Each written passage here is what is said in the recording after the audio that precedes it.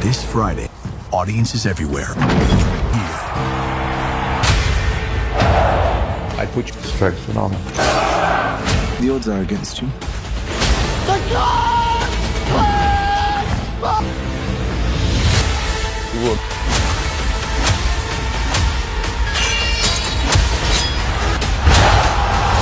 Gladiator.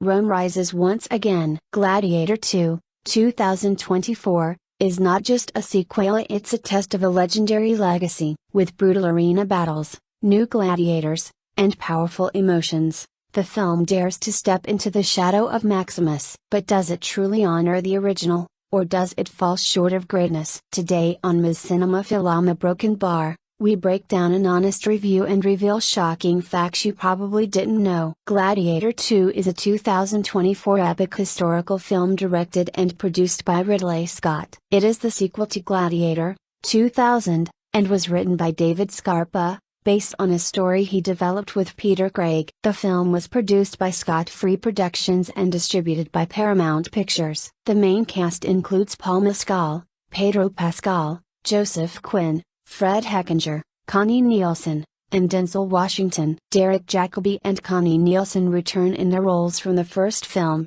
while Paul Mescal takes over the role previously played by Spencer Treat Clark. Mescal plays Lucius Verus Aurelius, the former Prince of Rome, who is forced into exile, captured during war, and made to fight as a gladiator for Macrinus. Macrinus is a former slave who secretly plans to overthrow the twin Roman emperors, Caracalla and Geta. Talk of a sequel to Gladiator began as early as June 2001, with original writers David Franzoni and John Logan expected to return. Over the following years, Ridley Scott shared occasional updates about the project, including ideas about Russell Crowe possibly returning and story concepts involving the Roman afterlife and different historical eras. However, progress stopped when DreamWorks Pictures was sold to Paramount in 2006. The sequel was officially announced in 2018, and Paul Mescal was cast as the lead in January 2023, using a script written by David Scarpa. Filming started in June 2023 and continued until January 2024,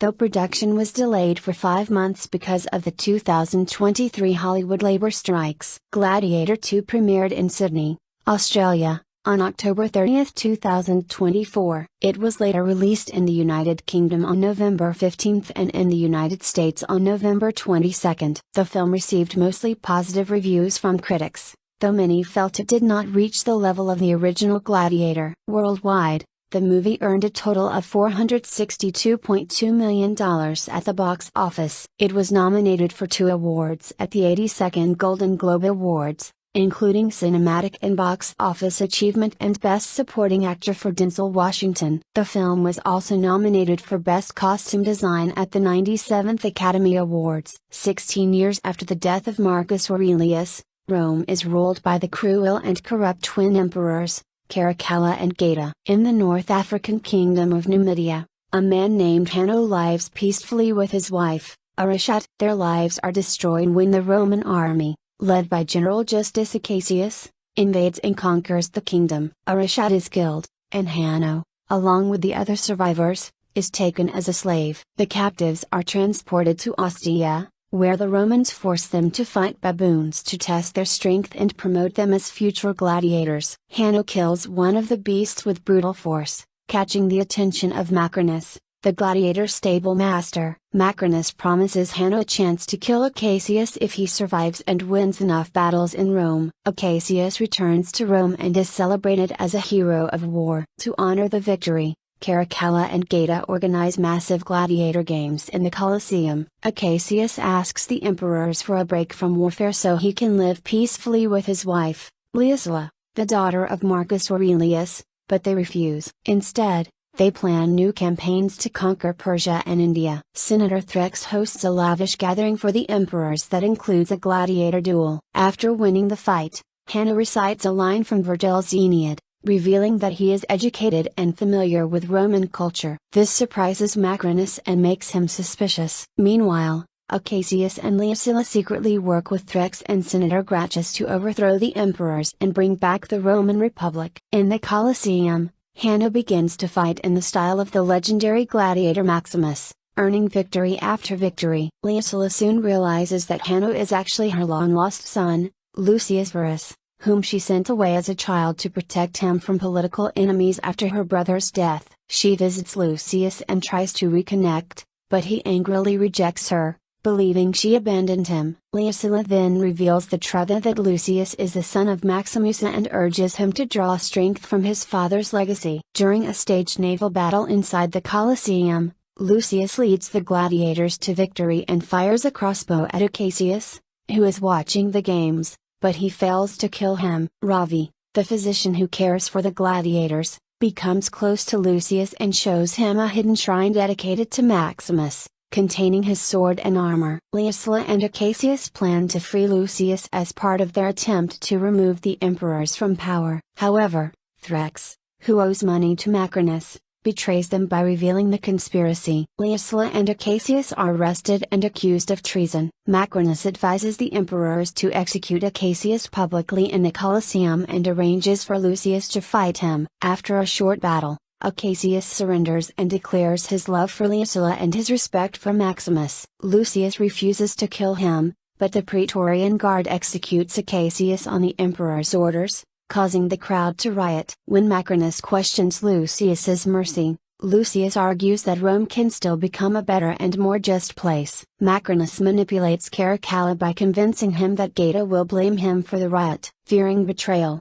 Caracalla murders Geta with Macrinus's help. Liucilla and Lucius reconcile, and she gives him her father's ring, which once belonged to Marcus Aurelius, Maximus, and Acacius. As Caracalla's mind deteriorates, he appoints his pet monkey, Dondus, as a consul alongside Macrinus. Macrinus gains the Senate's trust by promising to restore order and takes control of the Praetorian Guard. He reveals to Liucilla that he was once a slave under Aurelius and plans to take revenge by becoming emperor. Macrinus convinces Caracalla to sentence Liucilla to death in the Colosseum, allowing only Lucius to defend her, hoping their deaths will spark another riot that the Senate can use as an excuse to execute Caracalla. Lucius sends Ravi with the ring to seek help from Acacius's legions stationed outside Rome. Liucilla is brought into the Colosseum along with the senators who helped her plot against the emperors. At the same time, Lucius inspires the gladiators to rise up against their masters. Wearing Maximus's armor and wielding his sword,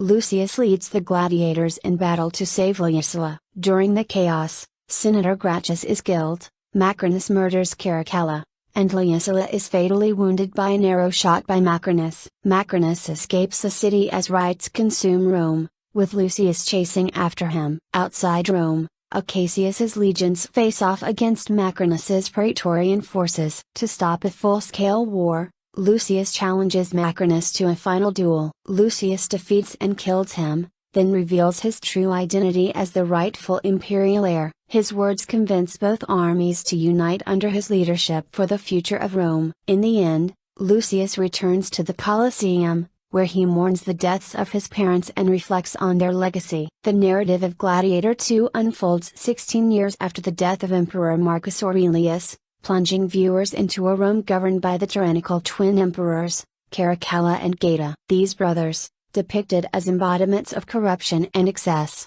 rule with an iron fist, their decisions driven by whims rather than wisdom. In the distant North African kingdom of Numidia, the protagonist, initially known as Hanno, resides peacefully with his wife, Arishat. This serenity is shattered when the Roman army, commanded by the formidable general Justus Acacius, launches a brutal invasion. The conquest results in the death of Arishat and the enslavement of Hanno along with other survivors. Transported to Ostia, the enslaved are subjected to a grotesque spectacle where they must fend off baboons to demonstrate their value as potential gladiators. Hanno's ferocious dispatch of one of these animals catches the eye of Macrinus, a shrewd stable master, who sees potential in him and dangles the promise of revenge against Cassius if Hanno proves victorious in the arenas of Rome. Upon his triumphant return to Rome, Cassius is hailed as a war hero, yet he yearns for respite from the endless campaigns. He confides in his wife, Lysilia, the daughter of the late Marcus Aurelius, expressing his desire to step away from the battlefield. However, the emperors, ever hungry for expansion, deny this request and scheme to extend their dominion to Persia and India. To commemorate Cassius's victories, Caracalla and Gaeta orchestrate lavish gladiatorial games in the Colosseum. Meanwhile, Senator Threx hosts an opulent gathering for the emperors, featuring a brutal duel among gladiators. Hanno emerges victorious once more, but his recitation of a verse from Virgil's Aeneid betrays a refined education, arousing Macrinus's suspicions about his true origins. As tensions simmer, Cassius and Lysilia align with Threx and the principled Senator Gracchus in a clandestine plot to dismantle the emperor's regime and revive the Roman Republic. Hanno, adopting the fighting style of the legendary gladiator Maximus, ascends through the ranks in the Colosseum. It is during these spectacles that Lysilia recognizes Hanno as her long-lost son,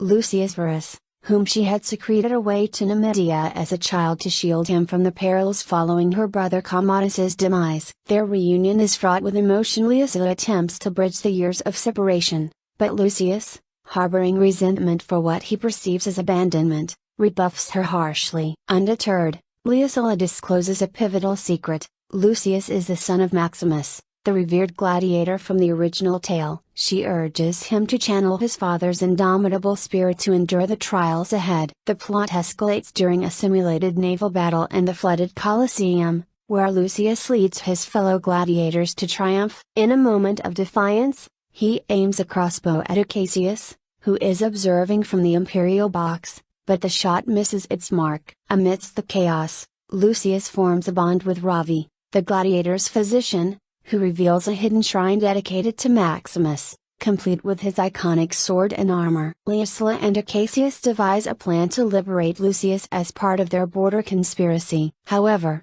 Threx, indebted to Macrinus, betrays the plot, leading to the arrest of Lysilia and Cassius on charges of treason. Macrinus, ever the manipulator, counsels the emperors to stage Cassius's execution in the arena, pitting him against Lucius. The confrontation is brief. Cassius yields, professing his admiration for Maximus and his love for Lysilia. Lucius spares him, but the Praetorian Guard, on imperial orders, slays Cassius, igniting a riot among the spectators. Macrinus interrogates Lucius on his mercy, to which Lucius retorts that Rome deserves better governance. Seizing the unrest, Macrinus incites Caracalla to murder Gaeta, framing it as self-preservation. With one emperor fallen, Caracalla spirals into madness, appointing his pet monkey, Dondus, as consul alongside Macrinus. Macrinus, revealing his origins as a slave under Aurelius, vows vengeance by ascending to the throne. He coerces Caracalla into ordering Lysilia's execution in the Colosseum, a punishment reserved for slaves and Christians, leaving Lucius as her sole defender. Anticipating further riots,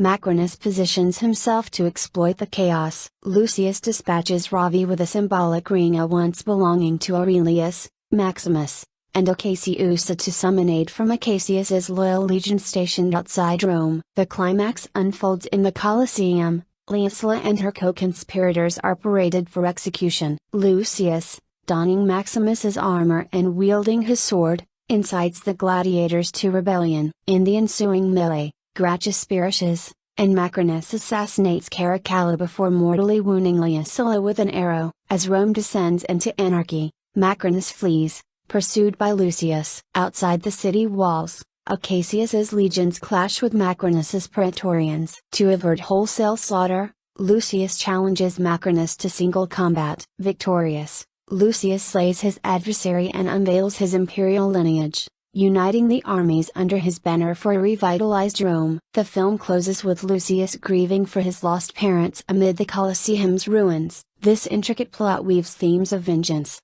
maternal bonds, and political upheaval, echoing the original Gladiator while introducing fresh elements of betrayal and redemption. The story's progression from personal loss to empire-wide revolution mirrors historical Roman power struggles, albeit with dramatic liberties for cinematic impact. Lucius's journey from enslaved warrior to potential savior of Rome highlights the cyclical nature of tyranny and heroism in the ancient world. Cast and characters. Paul Mescal portrays Lucius Verus Aurelius, alias Hanno, the central figure whose arc drives the sequel. As the grandson of Marcus Aurelius and secret son of Maximus, Lucius embodies a blend of noble heritage and gladiatorial ferocity. Sent to Numidia by his mother for safety, he builds a life there until Roman forces upend it. Mescal, an Irish actor who rose to prominence with his Emmy-nominated role in the miniseries Normal People, was selected by director Ridley Scott for his physical prowess and emotional range. Scott was particularly impressed by Mescal's background in Gaelic football,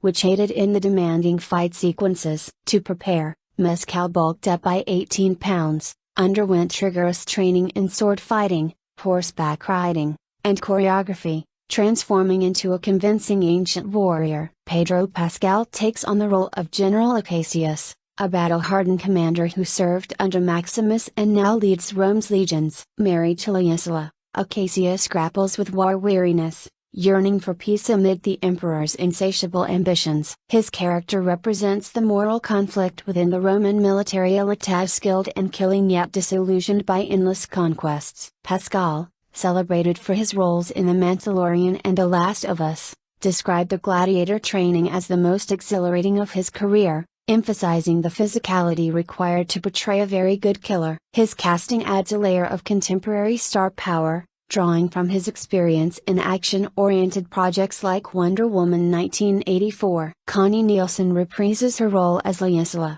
the resilient daughter of Marcus Aurelius and mother to Lucius. Her character navigates the treacherous waters of Roman politics, conspiring against the emperors while reconnecting with her estranged son. Liye's popularity among the populace makes her a pawn in power games, a theme carried over from the original film. Nielsen, a Danish actress with a history in Hollywood blockbusters such as The Devil's Advocate, brings continuity and depth, leveraging her familiarity with the Gladiator universe to explore themes of maternal sacrifice and regret. Denzel Washington embodies Macrinus, a former slave-turned-arms dealer and gladiator stable owner with imperial aspirations. Loosely based on the historical Marcus Aurelius, Macrinus, this version is a cunning manipulator who mentors Lucius while plotting his own rise. Scott described him as pretty fucking cruel, with Washington infusing the role with a gangster-like edge, hinting at bisexuality, though a related scene was cut,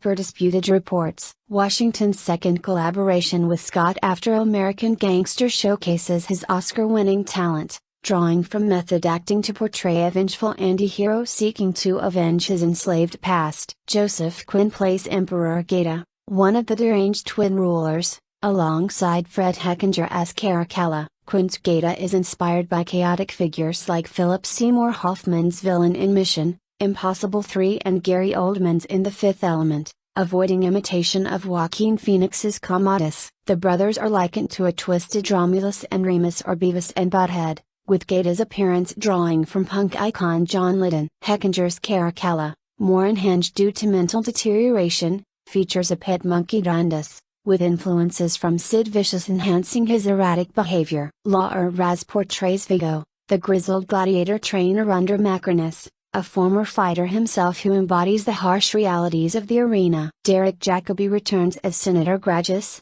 the voice of reason opposing imperial corruption, providing a link to the original's senatorial intrigue. Peter Mensah is Jugurtha, an Numidian leader who mentors Lucius in captivity. Matt Lucas serves as the flamboyant master of ceremonies, announcing Colosseum events with theatrical flair. Alexander Karim plays Ravi, a freed gladiator from India turned physician, offering Lucius wisdom and friendship. Tim Sinnerney is the debt-ridden Senator Thrax, whose betrayal fuels the plot. Other supporting roles include Rory McCann as Tegula, leader of the Praetorian Guard, Yuval Ganon as Arishat, Lucius's ill-fated wife Alikudgov Asterius, Cassius's loyal deputy, and Yen Gale as Bastar. Michael Amoy appears in an uncredited role as Macrinus's companion, her reduced presence possibly linked to external factors like the Gaza conflict. The ensemble cast blends returning veterans with fresh talent, creating a dynamic interplay that enriches the film's exploration of power,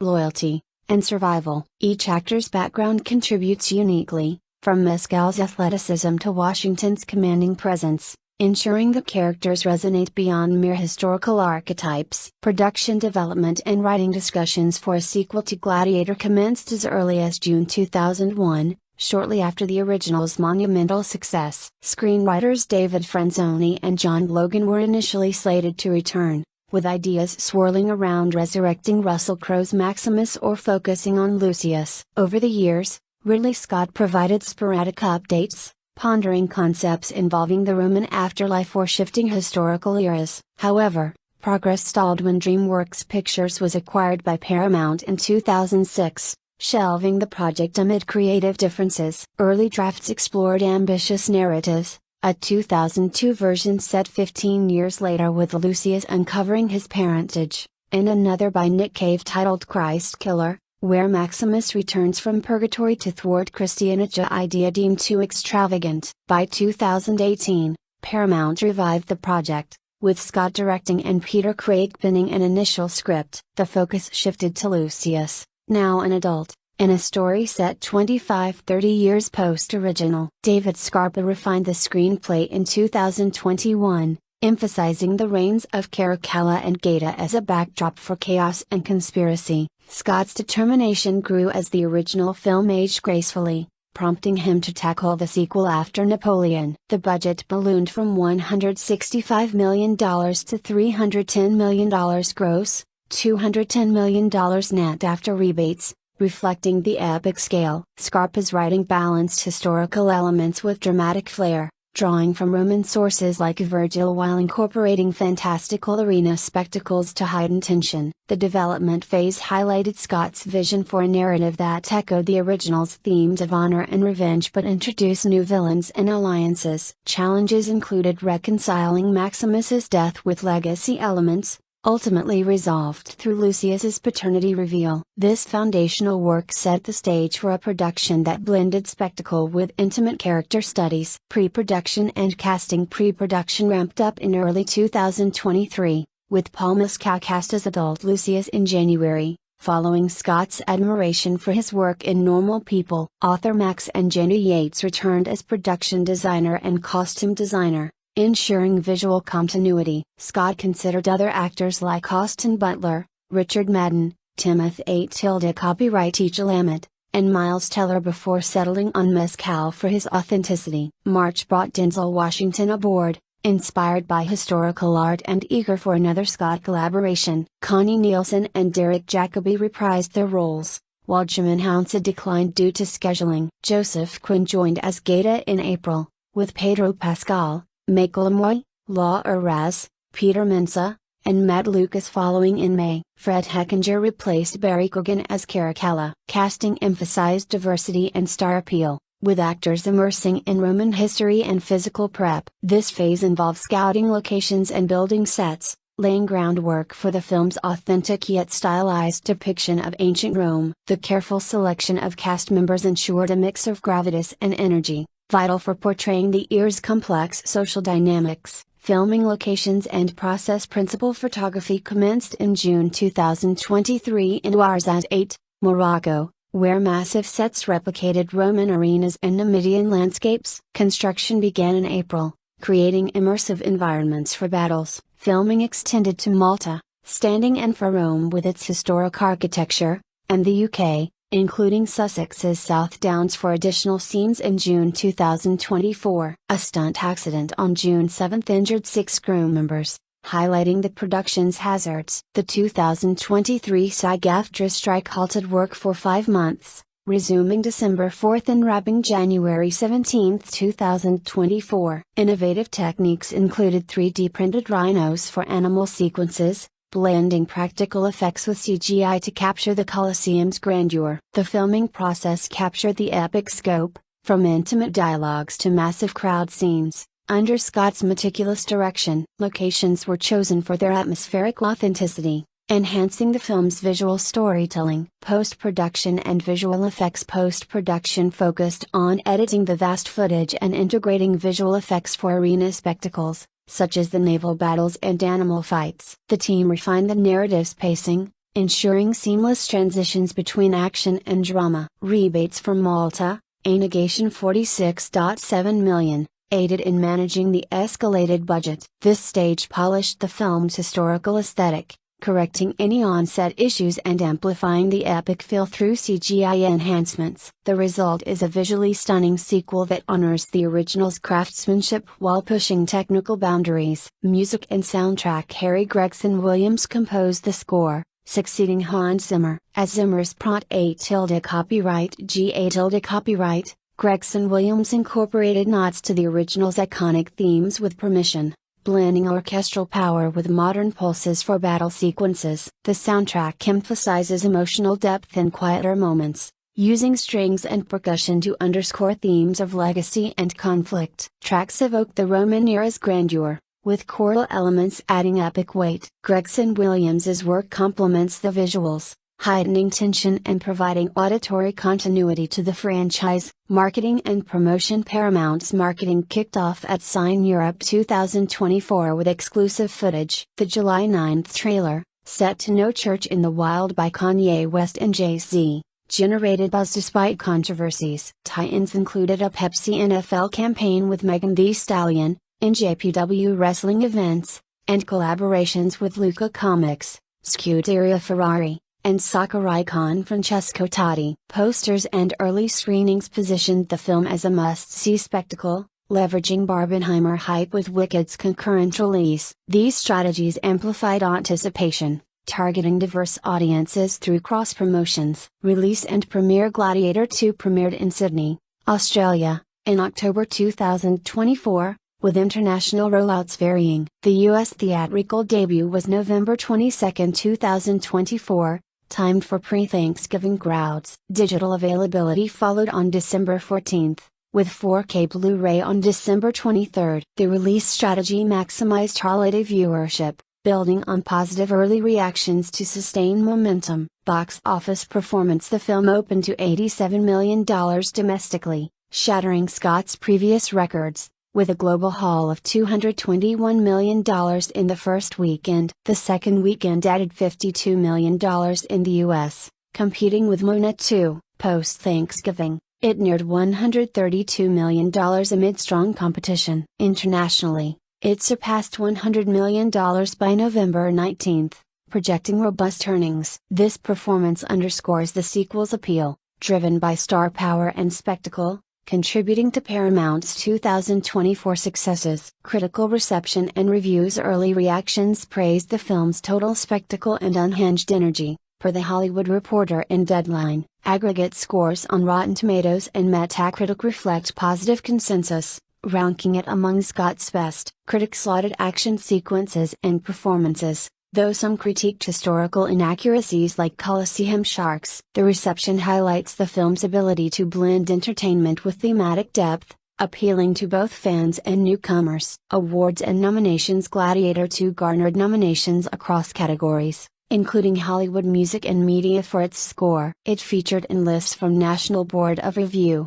ASTRA Awards, and others, with nods in Golden Globes, BAFTAs, and Oscars. Announced January 2025. Highlights include casting accolades at Artios Awards and visual effects EVs. These recognitions affirm the film's technical and artistic achievements. Controversies and behind-the-scenes: production faced the SAG-AFTRA strike and a stunt mishap injuring crew. Historical debates arose over Macronus's portrayal and arena inaccuracies. Russell Crowe voiced dissatisfaction with the sequel's direction. Djimon Hounsou's absence was scheduling related. These elements add layers to the film's legacy, reflecting the challenges of reviving a classic. Themes: historical accuracy, and comparisons. Themes of revenge, power, and decline permeate the story, with Lucius's arc mirroring Maximus's. Historical liberties, like non-existent Colosseum features, prioritize drama over accuracy. Macronus was real but not depicted precisely. Compared to the original,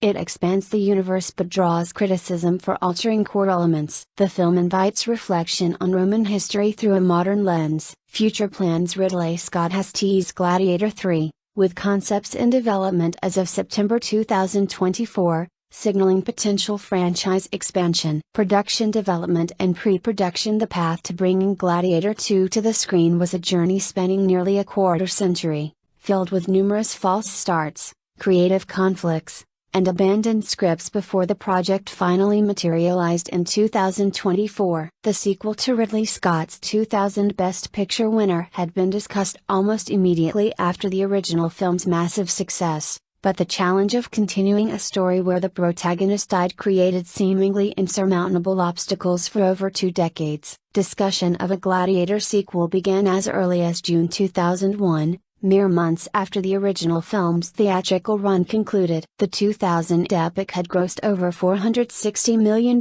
worldwide and won 5 Academy Awards, including Best Picture and Best Actor for Russell Crowe's portrayal of Maximus Decimus Meridius. With such commercial and critical success, DreamWorks Pictures and Universal Pictures, the original film's co-producers, naturally sought to capitalize on the franchise potential. David Franzoni and John Logan, who had worked on the original screenplay, were initially set to return as screenwriters for the sequel. The first major challenge facing the creative team was obvious: Maximus had died at the end of Gladiator, succumbing to wounds inflicted by Commodus before delivering his own fatal blow to the corrupt emperor. This narrative conclusion, while emotionally satisfying and thematically appropriate, left little room for a traditional sequel. However, Scott remained optimistic, offering occasional updates over the following years about potential directions the sequel might take. These early concepts included explorations of the Roman afterlife and the possibility of spanning different historical time periods. By 2001,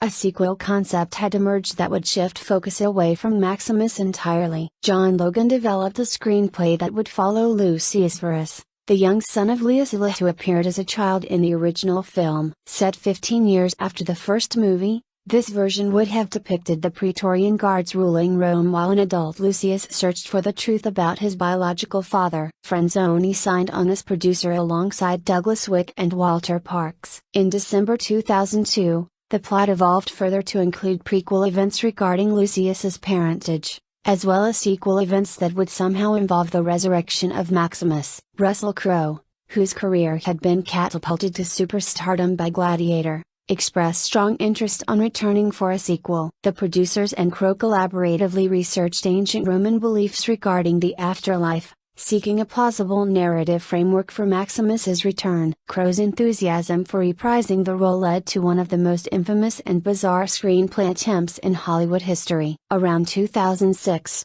Crowe enlisted his friend Nick Cave, the renowned musician and songwriter behind Nick Cave and the Bad Seeds, to write a sequel screenplay. Cave, known for his dark, biblical themes in both music and his previous screenplay work on the 2005 western The Proposition, seemed an unusual choice for a historical epic. When Cave questioned how Maximus could return given his death in the first film, Crowe simply responded that Cave should sort that out. The resulting screenplay, working titled Christ Killer, took the Gladiator story in a wildly fantastical direction that abandoned the historical epic genre entirely in favor of mythological fantasy. Cave's script began with Maximus waking in purgatory on the shores of a dark ocean, where the dying Roman gods engaged in petty conflicts. These deities, concerned about the rise of Christianity threatening their power and existence, enlisted Maximus in a mission to kill Hephaestus, a god who had been spreading the gospel of the new monotheistic Christian God. The plot would have sent Maximus on a quest to essentially kill Jesus Christ and his disciples to prevent Christianity from spreading. The script grew even more outlandish from there. Through a series of events, Maximus would be tricked into killing his own son and would be cursed to live forever as punishment. The screenplay would have concluded with a montage showing Maximus fighting through centuries of human warfare, including the Crusades, World War II, and the Vietnam War, before finally arriving in modern times working at the Pentagon. This immortal warrior concept would have transformed Gladiator into something resembling a time-traveling fantasy epic, completely divorced from the grounded historical drama that made the original successful. Not surprisingly, Cave's Christ Killer script was met with widespread rejection. Crowe himself, despite commissioning the screenplay, disliked the direction Cave had taken. Scott later called the concept bloody silly, though he acknowledged that Gladiator 2 did incorporate some distant DNA from Cave's script, including the naval battle and a flooded Colosseum and a moonlit representation of the river Styx in the afterlife. Cave admitted he never expected the script to be produced and somewhat enjoyed writing it precisely because of its improbability. Scott himself proposed an alternative resurrection concept that was equally problematic. According to Crowe's later recollections, this version would have depicted Maximus being carried from the stadium and placed in a cave behind a large rock, where he would be anointed with oils before the rock opened and he emerged resurrected. Crowe sarcastically noted to the producers that they might not have the rights to that particular story, referencing the obvious parallels to Jesus Christ's resurrection. This biblical approach was quickly abandoned. The development process hit a major roadblock in 2006 when DreamWorks Pictures, facing financial difficulties, sold its operations to Paramount Pictures. This sale included the rights to Gladiator and the rest of DreamWorks' pre-2006 live-action film library. With the studio transition, development on the sequel was officially halted, and the project entered what would become years of development limbo. Over the following decade, various attempts were made to revive the project, but Scott later revealed that many writers were afraid to take it on. The shadow cast by the original film's success, combined with the narrative challenges of creating a worthy follow-up, intimidated potential screenwriters. Scott also acknowledged that everyone involved with the original film had become busy with other projects, and no one dedicated serious time to developing a viable sequel concept. As years passed, however, Scott began noticing how well Gladiator had aged in the cultural consciousness. The film seemed to have taken a life of its own, maintaining popularity and relevance long after its initial release. This enduring legacy made Scott feel he owed the audience a continuation of the story. The director became determined not to let the project die, deciding to pursue it for both creative and financial reasons if the right concept emerged. In March 2017, Scott revealed that the difficulties of reintroducing Maximus had finally been resolved, though he did not elaborate on how. The filmmaker expressed renewed enthusiasm for the project, indicating that substantive discussions were occurring behind the scenes. However, it would take another year before concrete progress became public. The film was finally announced officially in 2018 as an active project, marking a significant turning point after years of false starts. Ridley Scott was confirmed to direct, with plans to produce through his Scott Free Productions banner alongside longtime producers Doug Wick and Lucy Fisher of Red Wagon Entertainment, who had worked on the original film. Universal Pictures, which had distributed the first film internationally, retained the option to partner with Paramount on the sequel if desired. The crucial breakthrough came when David Scarpa was hired to write the screenplay. Scarpa had previously collaborated with Scott on All the Money in the World, 2017, and would later work with him again on Napoleon, 2023. According to Scott, Scarpa succeeded where others had failed, unafraid to tackle the material despite knowing that several other writers had struggled with it. Scarpa later admitted he wasn't aware of the other writers' fears. Had he known, he might have been intimidated as well. Scarpa approached the sequel by returning to the 2001 concept of focusing on Lucius while completely abandoning any attempt to resurrect Maximus. However, he introduced a crucial narrative element that had only been subtly implied in the original film, making Lucius the biological son of Maximus. This revelation, only lightly suggested in the first Gladiator through the relationship between Maximus and Luisula, provided the emotional and thematic connection needed to justify a sequel. Scarpa developed this story in collaboration with Peter Craig, another screenwriter, and together they crafted a narrative that would mirror Maximus's journey while creating its own distinct identity. Scarpa's screenplay deliberately positioned Lucius in a situation diametrically opposed to Maximus's starting point. While Maximus began as a leader in the Roman military facing barbarian armies, Lucius would be a barbarian defending his home from invading Romans. Where Maximus was loyal to the Emperor Marcus Aurelius,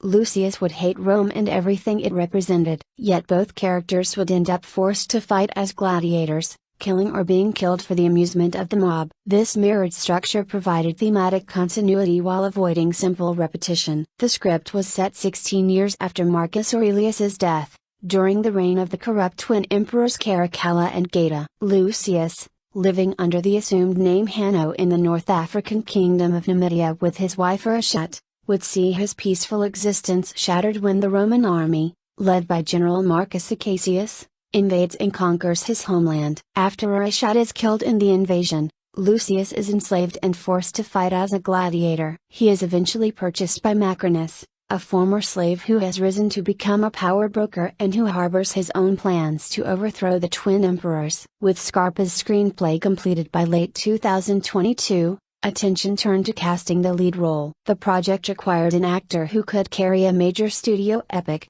possess the physicality needed for extensive gladiator combat sequences, and bring emotional depth to a character struggling with rage, grief, and questions of identity. Several high-profile actors were considered for Lucius, including Austin Butler, fresh from his acclaimed turn as Elvis Presley, Richard Madden, known from Game of Thrones and Bodyguard, Timothée Chalamet, who had worked with Scott's late brother Tony on Dune, and Miles Teller. Meetings with Scott for the role intensified once the final draft was delivered in November 2022. Paul Mescal emerged as a frontrunner early in the process. The Irish actor had gained significant recognition for his Emmy-nominated performance in the Hulu, BBC miniseries Normal People, 2020, demonstrating both dramatic range and the kind of understated charisma that could anchor a major film. Interestingly, Scott was initially unaware of Mescal's rising fame, only discovering him when the director happened upon Normal People while looking for something to watch before beta what he called a bedtime story. Scott was impressed enough by Mescal's performance to seek him out for Gladiator 2. The casting process accelerated after Darius Ursek and Michael Ireland,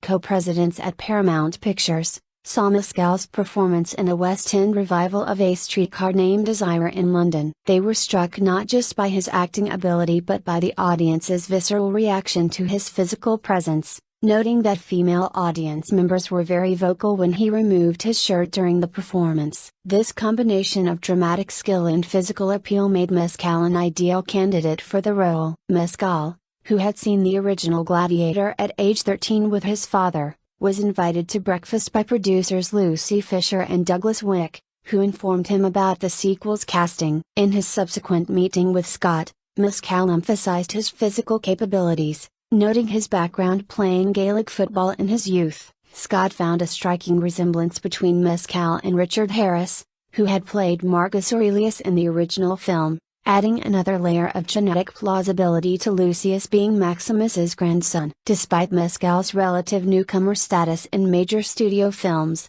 Scott opted to cast him, citing his history of launching careers for actors like Sigourney Weaver, in Alien, and Brad Pitt, in Thelma Louise. Following what Scott described as a brief Zoom call, Mescal was officially cast in the lead role in January 2023. The actor made a conscious decision not to contact Russell Crowe about the role, wanting to avoid audiences potentially thinking the film would define his entire career the way Gladiator had for Crowe. With the lead secured, casting continued rapidly. In March 2023, Denzel Washington joined the production in a major role. Initially, the character of Macrinus had not been conceived with Washington in mind, but Scott found inspiration in Jean La copyright on Ga copyright Tram's painting Moorish Bath, which depicted a black-bearded man wearing an ornate jeweled hat in orange and blue silk. This image inspired Macrinus's visual appearance, and Washington's reputation as a method actor made him the perfect choice to bring depth and complexity to what would become the film's most critically praised performance. Washington had strong ties to the Scott family,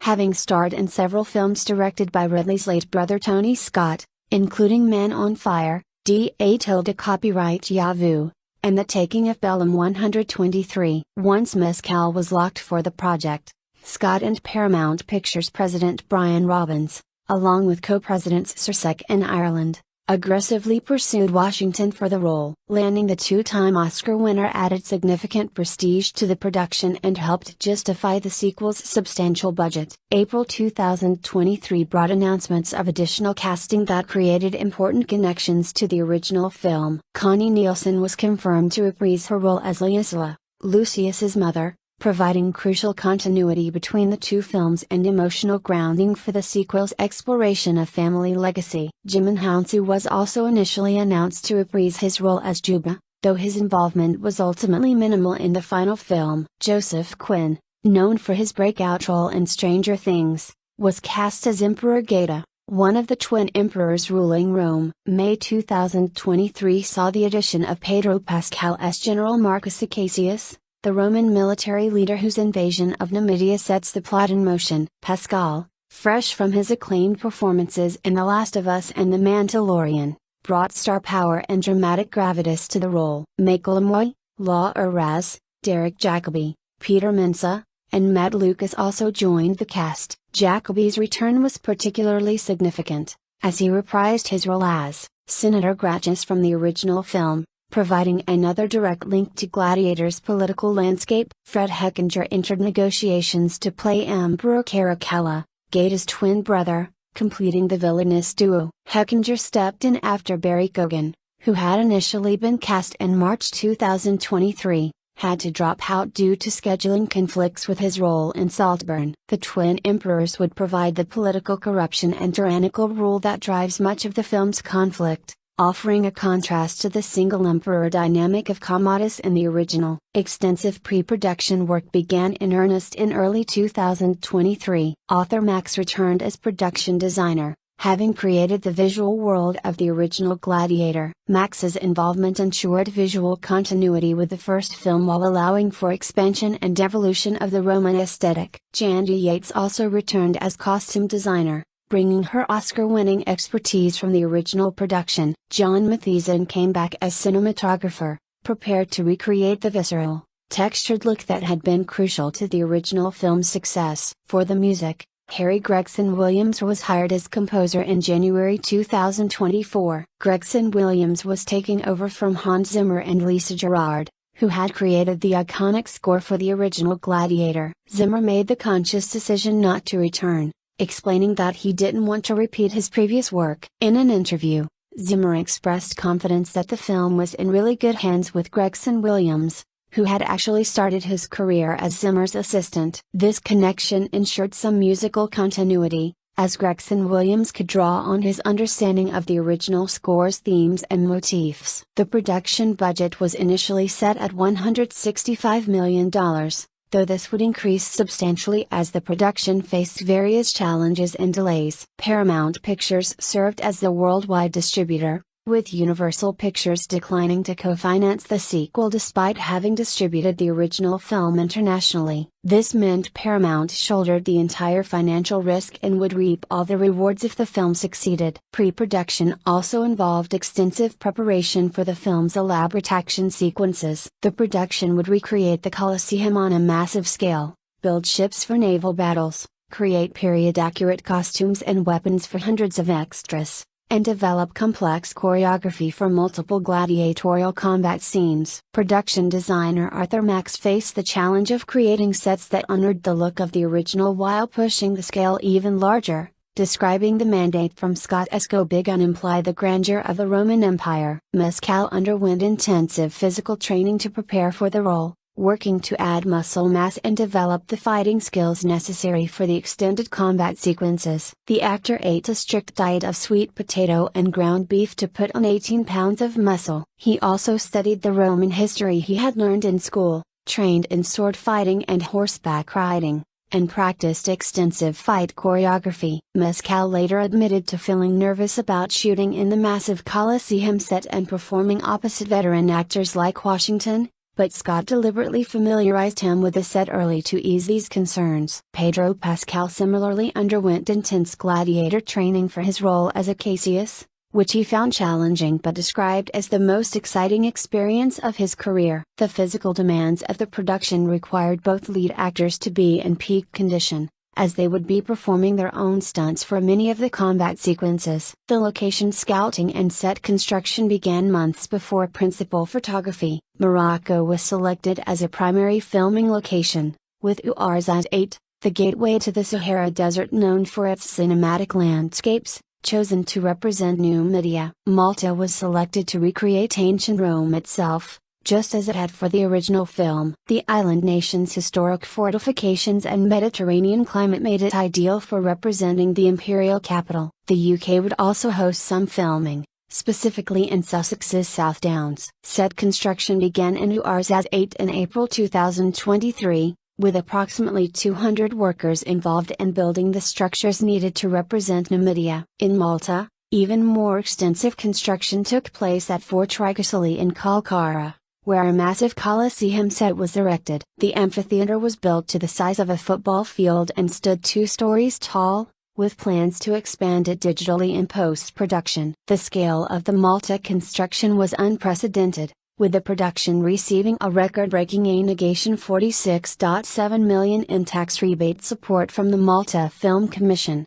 the largest state aid to cinema in European Union history. By May 2023, all elements were in place for production to begin. The cast was locked, the script finalized, locations secured, sets constructed, and the crew assembled. After 23 years of false starts, abandoned scripts, and development challenges, Gladiator 2 was finally ready to shoot. Filming principal photography on Gladiator 2 commenced in June 2023, beginning with location shooting in Morocco. The production had planned for approximately 4 months of filming across multiple countries, starting with the desert sequences that would establish Lucius's life in Numidia before the Roman invasion. The Moroccan portion of filming centered on Ouarzazate, where the production had erected sets representing the North African kingdom of Numidia. Some of the first scenes shot depicted the opening battle sequence where General Cassius's Roman forces attacked the city. Interestingly,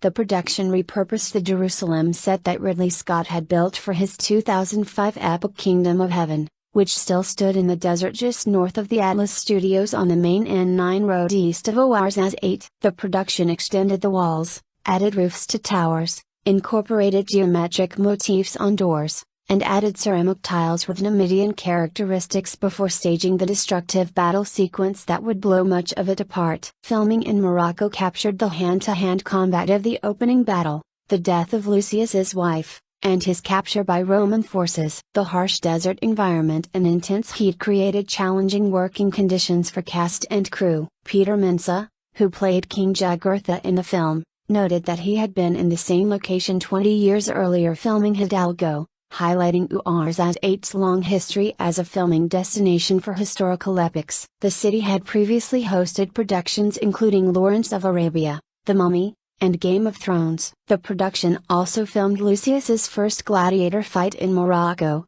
where his character impresses Macrinus by fighting a group of baboons. This unusual combat sequence, while historically implausible, showcased Scott's willingness to prioritize spectacle over strict historical accuracy. The desert sequences generally proceeded smoothly during these early weeks of production, establishing the visual palette and epic scope that would define the film. However, filming in Morocco was marked by a serious incident on June 7, 2023, when an accident involving fire injured 6 crew members during production. While details of the accident were not extensively publicized, it served as a sobering reminder of the physical dangers inherent in large-scale action filmmaking. The production took safety measures seriously in response, though specific details about the incident and the extent of the crew members' injuries were kept private out of respect for those involved. The plan was for the production to transition from Morocco to Malta in midsummer 2023 to begin filming the Roman sequences. However, on July 13, 2023, filming was suspended indefinitely due to the 2023 Hollywood labor disputes. The SAG-AFTRA actors' strike, which had begun on July 14, brought production to a halt. This work stoppage, which also affected numerous other major Hollywood productions, would last for several months as actors and studios negotiated over issues including streaming residuals and protections regarding artificial intelligence. During the hiatus, the extensive sets in Malta stood ready but unused. Fort Tricasoli's massive Colosseum construction, which had been built at enormous expense, waited empty while the labor dispute played out thousands of miles away. The production's momentum was interrupted at a crucial juncture, forcing the cast and crew to scatter and wait for resolution. Paul Mescal, who had been building physical conditioning and mental preparation for the role, had to maintain his gladiator physique and combat readiness during an uncertain waiting period. The strike was finally resolved in November 2023,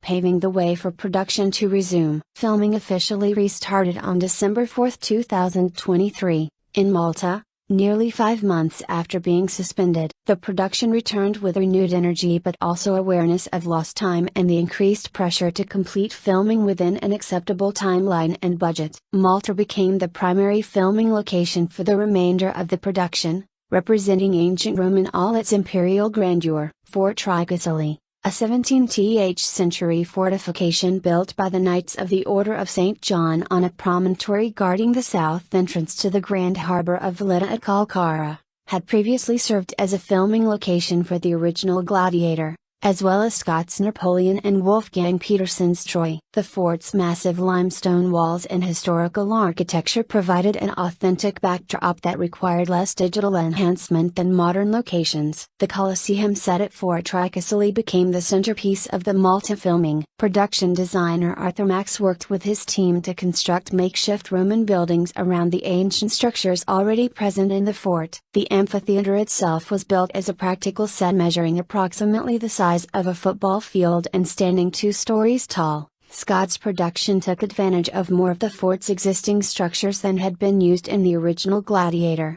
with the archaeological department overseeing the production to ensure historical structures were preserved and respected. The limestone walls of Fort Tricasoli provided what Max called a head start for free, giving the production authentic ancient stonework that would be prohibitively expensive to build from scratch. The production designer noted that they had significantly less time to build the sets than they had for the original Gladiator, making the fort's existing architecture even more valuable. The team was able to dress and expand upon these structures rather than building everything from the ground up. One of the film's most elaborate sequences, the naval battle or namiga staged in a flooded Colosseum, was filmed using a combination of practical effects and digital enhancement. For the water-based combat, 100-foot-long ships were constructed and placed on wheels. These vessels could be tilted and spun via remote control to simulate the tumultuous chaos of naval warfare, with actors performing aboard these moving platforms. The naval sequence included sharks in the water, an historically inaccurate but visually striking element that Scott included for dramatic effect. For closer shots of water-based action, the production utilized Malta Film Studios' famous water tanks, located just minutes away from Fort Tricasoli. The Gladiator training school scenes were constructed in Fort Minole, an 18th century star fort, named for its distinctive shape, located on Minole Island in Marsamxett Harbor, Valletta. This fort had previously been featured as the site of Inquisition burnings in Justin Kurzel's Assassin's Creed and as the location of Ned Stark's execution in Game of Thrones. The courtyard's ancient atmosphere provided the perfect setting for scenes of gladiators training for combat and conspiracy brewing among the enslaved fighters. The interior tunnels and underground passages of the Colosseum were filmed in Fort de la Maura at Marsaxlach, located at Malta's southeastern tip. These atmospheric tunnels, dating to the 19th century, had also been featured in Assassin's Creed. However, due to erosion damage requiring restoration, Fort de la Maura was not open to the public, making it an exclusive location for the production. The dark, stone corridors provided authentic locations for scenes of gladiators waiting to enter the arena and private conversations away from the eyes of guards and emperors. The Malta portion of filming proved to be massive in scale and crucial to the production. Denzel Washington described Malta as essentially a character in the movie itself, noting that visitors could feel the history in the location. The island's architecture, weather, and historical atmosphere contributed significantly to the film's authentic Roman ambience. Washington also noted that Gladiator II represented the biggest film production he had personally been involved with, speaking to the enormous scale of the undertaking. Paul Mescal had a memorable experience on his first day walking into the Colosseum set. According to Scott, Mescal nearly died upon seeing the full scale of the constructed amphitheater, not having fully grasped how massive it would be. The actor was visibly nervous about the scope of what lay ahead. Scott, in his characteristically direct manner, slapped Mescal on the back and declared, "Just remember, your nerves are no good to me." This blunt encouragement apparently worked, helping Mescal center himself for the challenging work ahead. The Malta filming included numerous complex combat sequences. One particularly demanding scene involved a fight with a rhinoceros, an animal that had been created through 3D printing technology and was controlled by radio remote. Filming this sequence took 2 or 3 days and significantly affected Mescal's physicality, partly due to the temperature conditions on set. The actor had to perform elaborate choreography reacting to a mechanical creature that would later be enhanced digitally, requiring precise timing and physical commitment despite not having the actual animal present. The combat choreography throughout the film was extensive and physically demanding. Both Mescal and Pascal underwent rigorous training in sword fighting,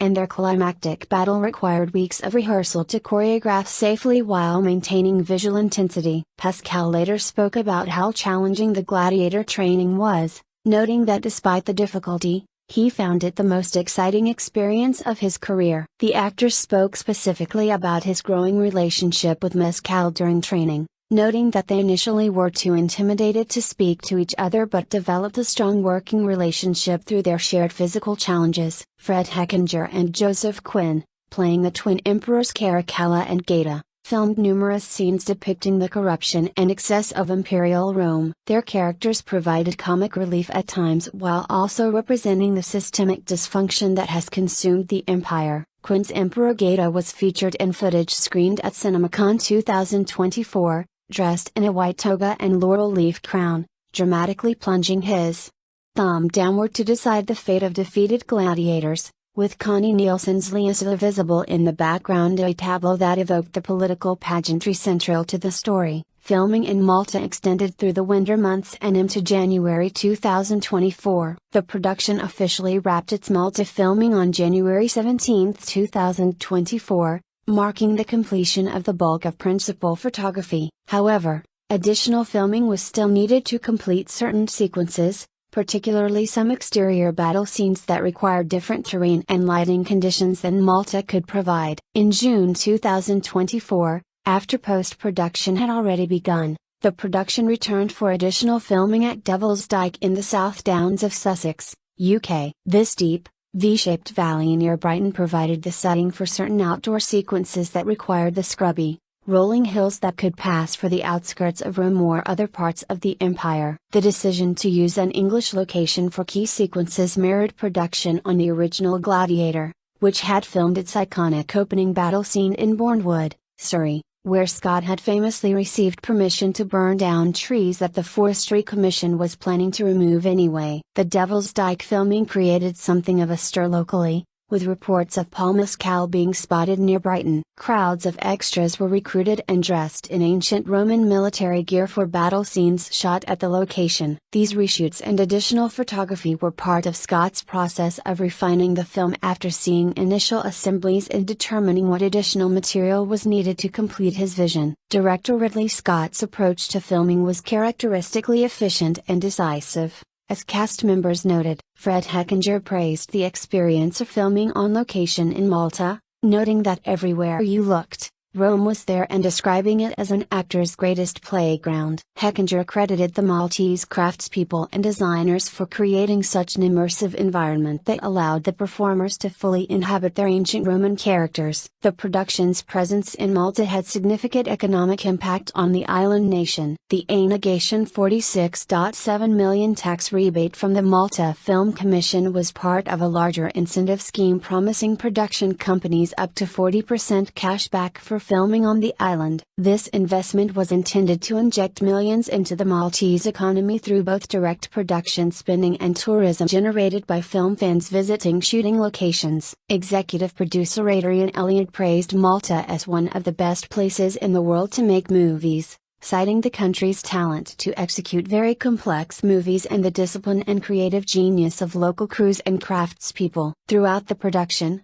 Scott maintained his reputation as a prolific and demanding filmmaker. At 86 years old during filming, Scott demonstrated energy and vision that impressed the cast and crew. The director's decisive nature and making creative choices helped keep the production on track despite the significant delay caused by the labor disputes. Scott was known for making quick decisions on set, rarely requiring many takes, and being clear about exactly what he wanted from each scene. One aspect of Scott's approach that he made clear early in production was his intention to create a definitive cut during filming and post-production rather than saving material for a later director's cut release. Unlike some of his previous films that had received extended editions, Scott stated that for Gladiator 2 he had earned the right to have final cut, and he planned to remove unnecessary scenes during production rather than in post-production. This meant that deleted scenes would truly be cut content rather than material held back for future releases. The entire filming process,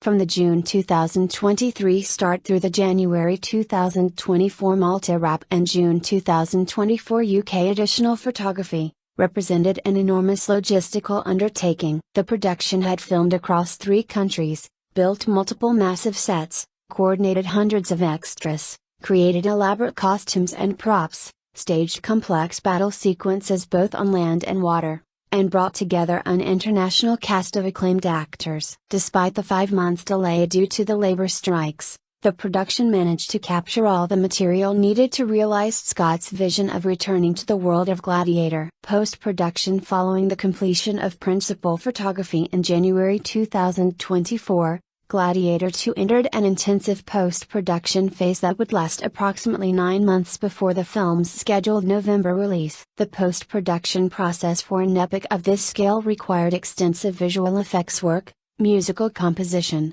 sound design, color grading, and editorial refinement to transform the filmed footage into the finished cinematic experience. The editorial team, working with Ridley Scott, began assembling the film even before shooting had fully wrapped, as is standard practice on large productions. This allowed Scott to see rough assemblies of completed sequences and determine if additional photography was needed, which ultimately led to the June 2024 shoot in the UK. The editing process involved crafting a 148-minute film, 2 hours and 28 minutes, from hundreds of hours of footage shot across multiple locations, requiring careful pacing to balance action sequences with character development and political intrigue. One of the most significant aspects of post-production was the extensive visual effects work required to bring ancient Rome to full life. While the production had built massive practical sets in Malta, these needed to be digitally extended and enhanced to create the full scale of the Roman Empire's capital city. The Colosseum set,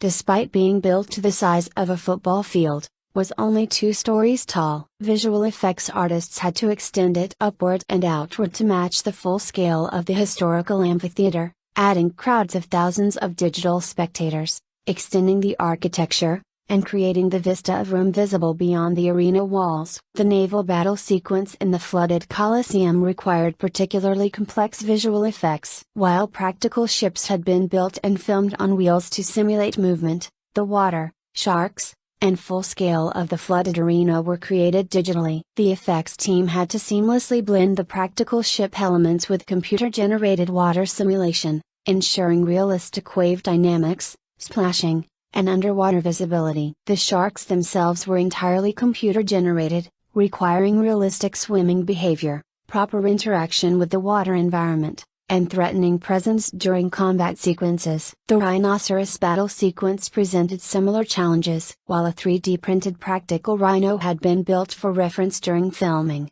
the final creature in the film was created through visual effects. The digital artists had to create realistic skin texture, weight and momentum in movement, muscular definition, and the creature's interaction with dirt, dust, and debris kicked up during combat. Paul Mescal's physical performance, reacting to the radio-controlled practical prop, provided the foundation, but visual effects artists had to sell the reality of a massive animal charging through the arena. The opening battle sequence, showing the Roman invasion of Numidia, required visual effects to extend the practical set pieces, add thousands of digital soldiers on both sides, create realistic smoke and fire effects from burning buildings and siege weapons, and enhance the drama of walls being breached and defenders falling. The visual effects work throughout the film had to maintain the grounded, textured aesthetic of the original Gladiator while incorporating modern digital techniques that would have been impossible in 2000. Color grading played an essential role in establishing the film's visual tone. Cinematographer John Mathieson,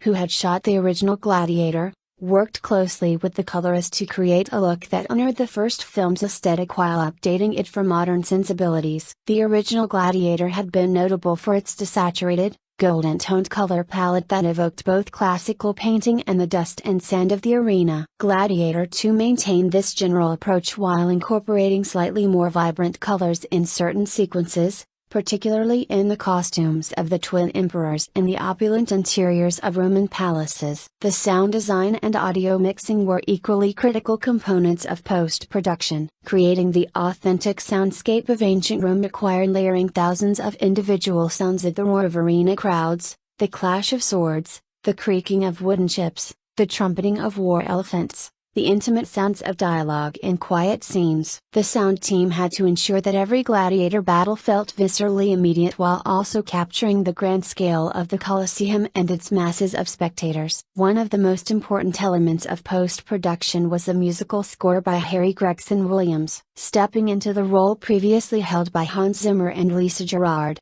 Gregson Williams faced the challenge of honoring the iconic musical themes of the original while creating something new. The first film's score had been nominated for an Oscar and remains one of the most recognizable film scores of the 21st century, with its fusion of orchestral grandeur, haunting vocals, and ethnic instruments creating an unforgettable soundscape. Gregson Williams approached the score with respect for what came before while bringing his own voice to the project. Having started his career as Zimmer's assistant, he understood the DNA of the original score but also recognized the need to create fresh musical ideas that would serve the new story and characters. The composer worked closely with Scott throughout post-production, crafting themes for new characters like Macrinus and the Twin Emperors while finding ways to reference musical ideas from the original when dramatically appropriate. The score incorporated a large orchestra to capture the epic scope of the Roman Empire, while also utilizing period-appropriate instruments and contemporary electronic elements to create texture and atmosphere. Gregson Williams composed themes that would underscore the emotional journeys of Lucius and other characters,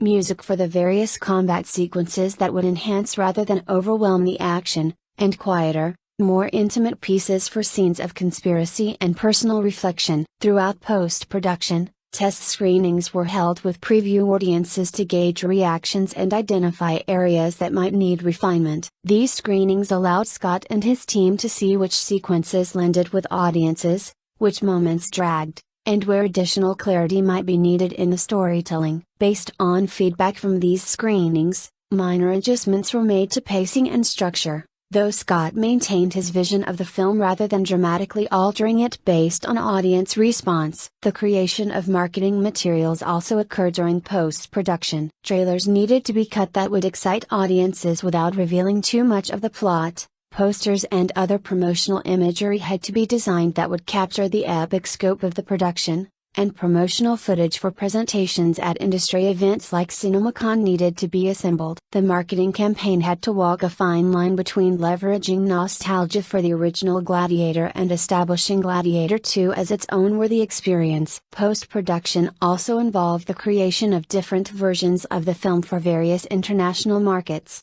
with particular attention paid to content that might be sensitive in certain regions. IMAX versions of key sequences were specially formatted to take advantage of the larger screen format. Audio mixes were created for different theater sound systems, from standard stereo to advanced formats like Dolby Atmos. Closed captioning and subtitling in multiple languages were prepared for the international release. The visual effects vendors working on the film delivered their final shots on a rolling basis throughout the post-production period, with the most complex sequences requiring work right up until weeks before the scheduled release. The sheer volume of effects shots, likely numbering in the thousands, meant that multiple vendors were working simultaneously on different sequences, all under the supervision of the film's overall visual effects team to ensure consistency in quality and aesthetic approach. As post-production neared completion in the fall of 2024, the final cut was locked, meaning no further editorial changes would be made. The sound mix was finalized, the color grade approved, and all visual effects shots completed and integrated. The film was then prepared for delivery to Paramount Pictures in the various digital formats required for theatrical exhibition worldwide. The completed film represented the culmination of not just the months of post-production work, but of the 23-year journey from the original film's release to this sequel finally reaching screens. Every frame had been scrutinized, every sound carefully placed, every visual effect meticulously crafted to realize Ridley Scott's vision of returning audiences to the brutal, magnificent world of ancient Rome in the gladiatorial arena. Music. The musical score for Gladiator II represented one of the most significant creative challenges of the entire production. The original Gladiator's music, composed by Hans Zimmer and featuring vocals by Lisa Gerrard, had become iconic in the years since the film's release. Zimmer's score earned an Academy Award nomination and a Golden Globe win, with its epic orchestral themes and Gerrard's haunting vocals creating an unforgettable sonic landscape that became inseparable from the film's identity. Any composer taking on the sequel would be working in the shadow of one of the most beloved film scores of the modern era. Hans Zimmer made the decision early in the development of Gladiator II that he would not return to score the sequel. In interviews, Zimmer explained that his philosophy has always been to avoid repeating himself creatively. He felt that he had said everything he wanted to say musically with the original Gladiator score and didn't want to simply recreate what he had done before. Zimmer expressed complete confidence that the sequel was in really good hands with whomever would take over the musical responsibilities. In January 2024, it was officially announced that Harry Gregson Williams would compose the score for Gladiator II. The choice of Gregson Williams was particularly fitting given his professional history. He had actually begun his film composing career working as Hans Zimmer's assistant and collaborator at Remote Control Productions, formerly Media Ventures, in the 1990s. This meant Gregson Williams had an intimate understanding of Zimmer's compositional approach and the musical language that had defined the original Gladiator. Gregson Williams had gone on to establish his own successful career as a film composer, creating scores for major franchises including the Chronicles of Narnia series, Shrek, and collaborating frequently with director Tony Scott, Ridley Scott's late brother, on films like Man on Fire, dete copyright Yahoo, and The Taking of Pelham 123. His work demonstrated both the ability to create memorable thematic material and the skill to score large-scale action sequences, exactly what Gladiator II would require. The composer faced the challenge of honoring the musical legacy of the original while creating something that would serve the new film's distinct narrative and emotional needs. Gregson Williams approached this by developing new musical themes for the sequel's characters and situations while finding organic ways to reference the original score's musical ideas when dramatically appropriate. The goal was to create musical continuity that would reward fans of the original film while ensuring Gladiator II had its own musical identity. One key decision Gregson Williams had to make was how to handle the most iconic musical elements from the original score. Zimmer's main theme, the battle, and Gerrard's vocals on tracks like Now We Are Free had become so closely associated with Gladiator that audiences would expect to hear some version of these musical ideas in the sequel. However, simply replicating them would feel hollow and unearned. Gregson Williams needed to find ways to reference these themes in contexts where they serve the story and characters of Gladiator II. The composer created entirely new thematic material for Lucius, the film's protagonist. This theme needed to capture the character's journey from a man living peacefully in Numidia to a vengeful warrior forced into gladiatorial combat and ultimately to someone reconnecting with his heritage and confronting his destiny. The musical journey of Lucius's theme would need to evolve throughout the film, growing from something perhaps more ethnic and foreign, from Rome's perspective, to something that incorporated more classical Roman musical elements as Lucius reclaimed his identity. Denzel Washington's character, Macrinus, required a musical identity that would capture his complexity, a former slave who has risen to wealth and influence, charming and cultured on the surface but harboring deep resentments and dangerous ambitions. Gregson Williams likely composed material that could function as both elegant and menacing, reflecting Macrinus's public persona and his hidden agenda. The music needed to suggest intelligence, calculation, and the long game he was playing. The twin emperors Caracalla and Gaeta presented unique musical opportunities. These characters, portrayed as increasingly unhinged and disconnected from reality, needed music that could capture both the pageantry of imperial power and the madness lurking beneath. Gregson Williams may have incorporated discordant elements, unusual instrumental combinations, or distorted versions of regal musical tropes to suggest a corruption and instability at the heart of Rome's leadership. For General Cassius, Pedro Pascal's character, the musical approach would need to reflect a more complex portrayal than the straightforward villainy of Commodus in the original film. Cassius is a military leader and eventually becomes more nuanced in his relationship to Rome's power structure. The music associated with him would need to convey military bearing and honor while also allowing for revolution as the character's role in the story develops. The gladiatorial combat sequences presented Gregson Williams with the challenge of creating music that would equal the visceral intensity of the arena battles while avoiding direct imitation of the original score's approach to these scenes. The composer needed to find fresh musical ideas for depicting the various forms of combat shown in the film: land battles, the naval warfare in the flooded Colosseum, fights against exotic animals, and one-on-one duels between skilled warriors. Each combat sequence would require its own musical character while maintaining an overall cohesive musical language. Gregson Williams recorded his score with a full symphony orchestra, likely in London where many major film scores are recorded, taking advantage of the city's world-class orchestral musicians and recording facilities. The epic scope of Gladiator 2 demanded the richness and power that only a large orchestral ensemble could provide. The orchestra would have included full string,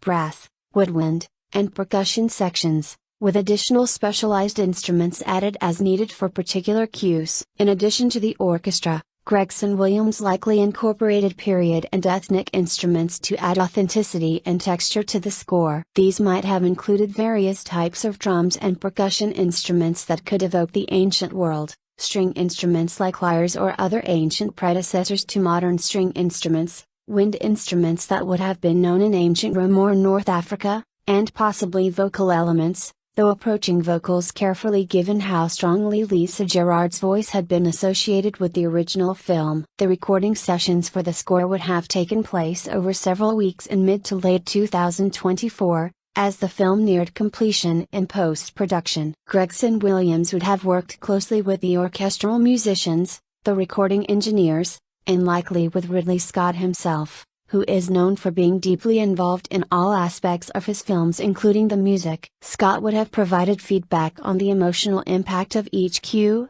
whether the music was supporting or overwhelming the drama, and whether the overall musical journey of the film was working. The mixing of the score into the final film's soundtrack represented another crucial stage. The music had to be balanced with dialogue and sound effects so that it enhanced rather than competed with these other audio elements. In action sequences, the music needed to punch through the cacophony of battle sounds, while in quieter dramatic scenes, it had to support without overwhelming the actors' performances. Different mixes were created for different exhibition formats: a standard theatrical, IMAX, Dolby Atmos, and home video releases. One of the artistic questions Gregson Williams had to address was how much the score should lean into the nostalgic connection with the original film versus establishing its own identity. Going too far in either direction risked alienating audiences. Too much nostalgia might make the sequel feel like a retread, while completely ignoring the original's musical legacy might disappoint fans hoping for that emotional connection. Finding the right balance was essential to the score's success. The cultural and historical setting of ancient Rome also provided musical opportunities and challenges. While Gregson Williams wouldn't be aiming for historically accurate ancient Roman music, which would sound foreign and inaccessible to modern audiences,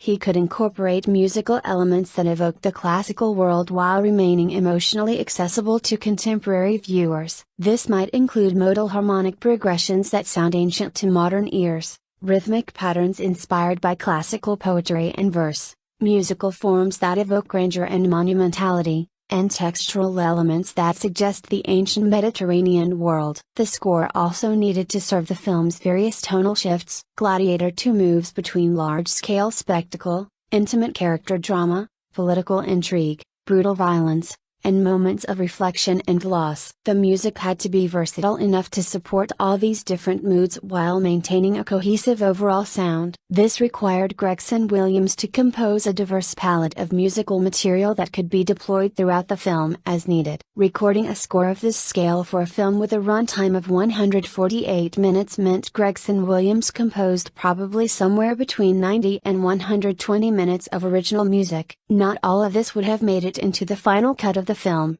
as is typical, some cues would have been replaced or dropped as the edit evolved. The composer likely continued refining and sometimes rewriting cues right up until the final weeks before the film's release, responding to how scenes were playing with temporary music and what the specific dramatic needs of each moment turned out to be. The official soundtrack album for Gladiator 2 would be released in coordination with the film's theatrical debut, making the score available for fans to purchase and stream. Soundtrack albums typically include most but not all of the music composed for a film, organized into tracks that sometimes combine multiple cues and exclude music that works in the film but wouldn't make sense separated from the visuals. Gregson Williams's score for Gladiator 2 represented not just his own creative work but also his dialogue with Hans Zimmer's legacy, his collaboration with Ridley Scott's vision, and his contribution to continuing the story that the original film's music had helped tell so memorably. The music needed to capture the grandeur of Rome,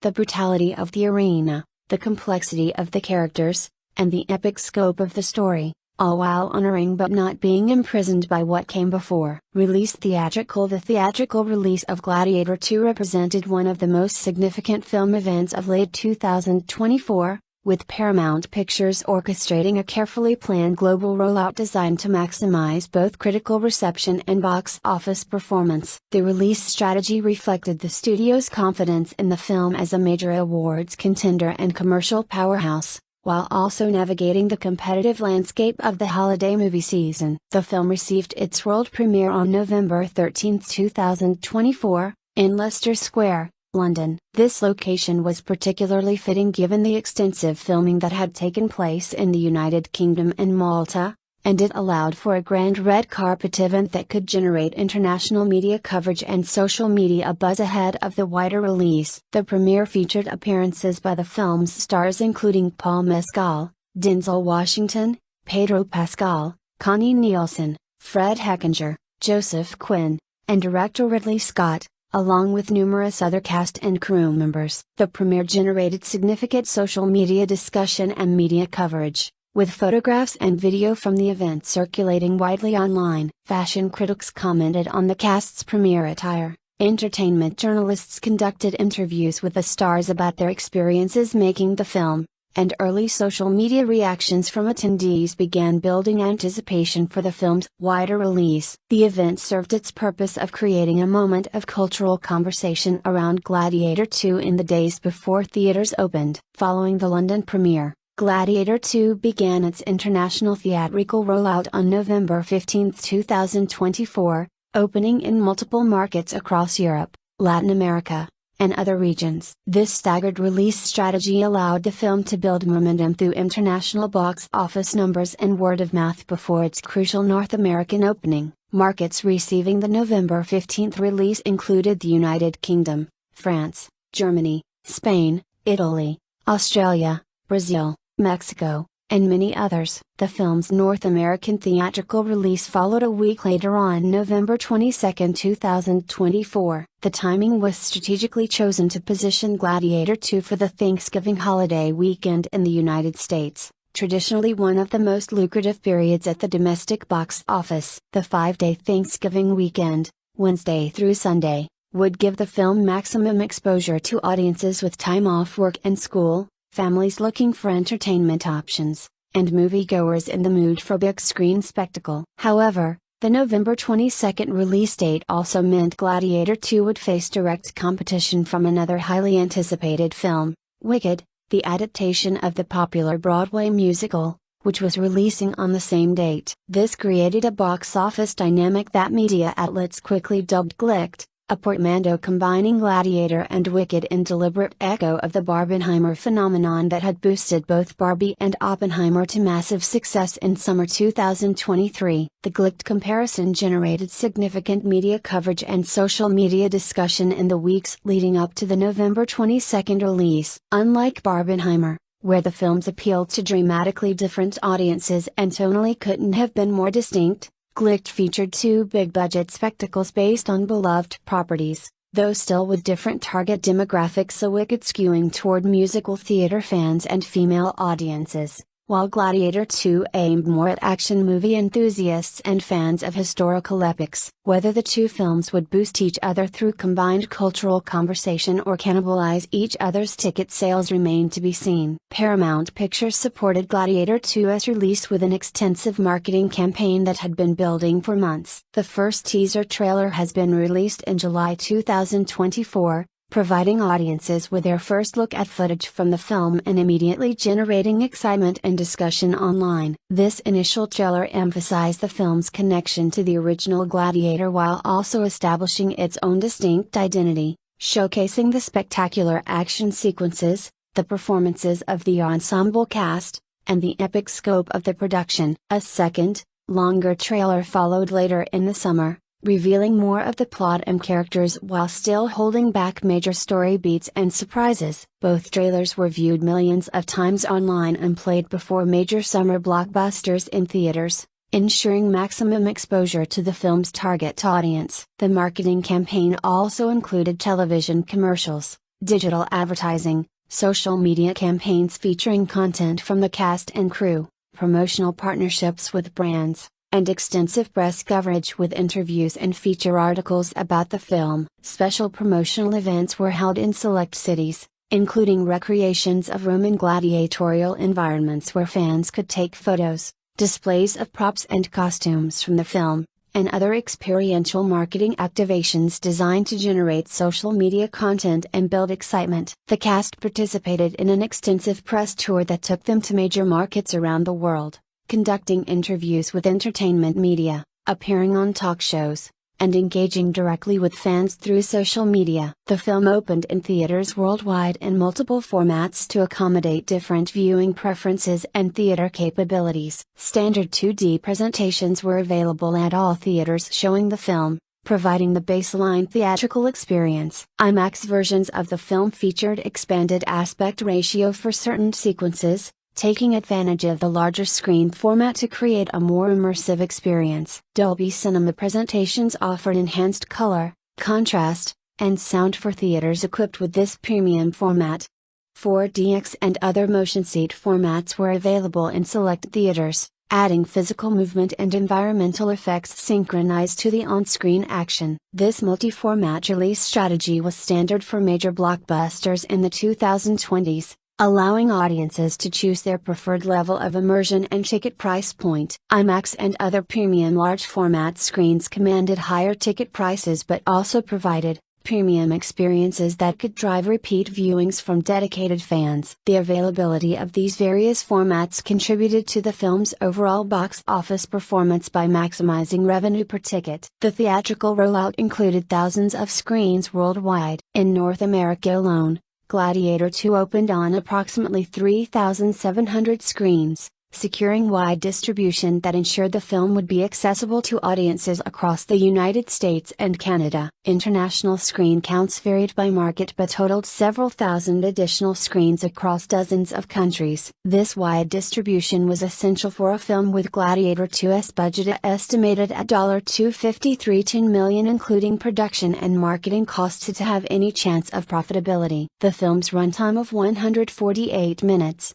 2 hours and 28 minutes, was substantial but not unusual for a major epic. This length allowed the film to fully develop its characters and tell its sprawling story, though it also meant fewer showings per day per screen, potentially limiting total ticket sales. Paramount worked closely with theater chains to secure premium placement during the crucial opening weekend and holiday period. The studio negotiated minimum showing agreements that would keep the film in theaters for a specified number of weeks, ensuring the film would have time to build word of mouth and potentially attract audiences multiple times. These negotiations are standard for major tentpole releases but become particularly important for films with substantial budgets that need extended theatrical runs to reach profitability. The theatrical release was rated R in the United States for strong bloody violence, matching the rating of the original Gladiator. This adult rating meant the film would not be accessible to younger audiences without parental accompaniment,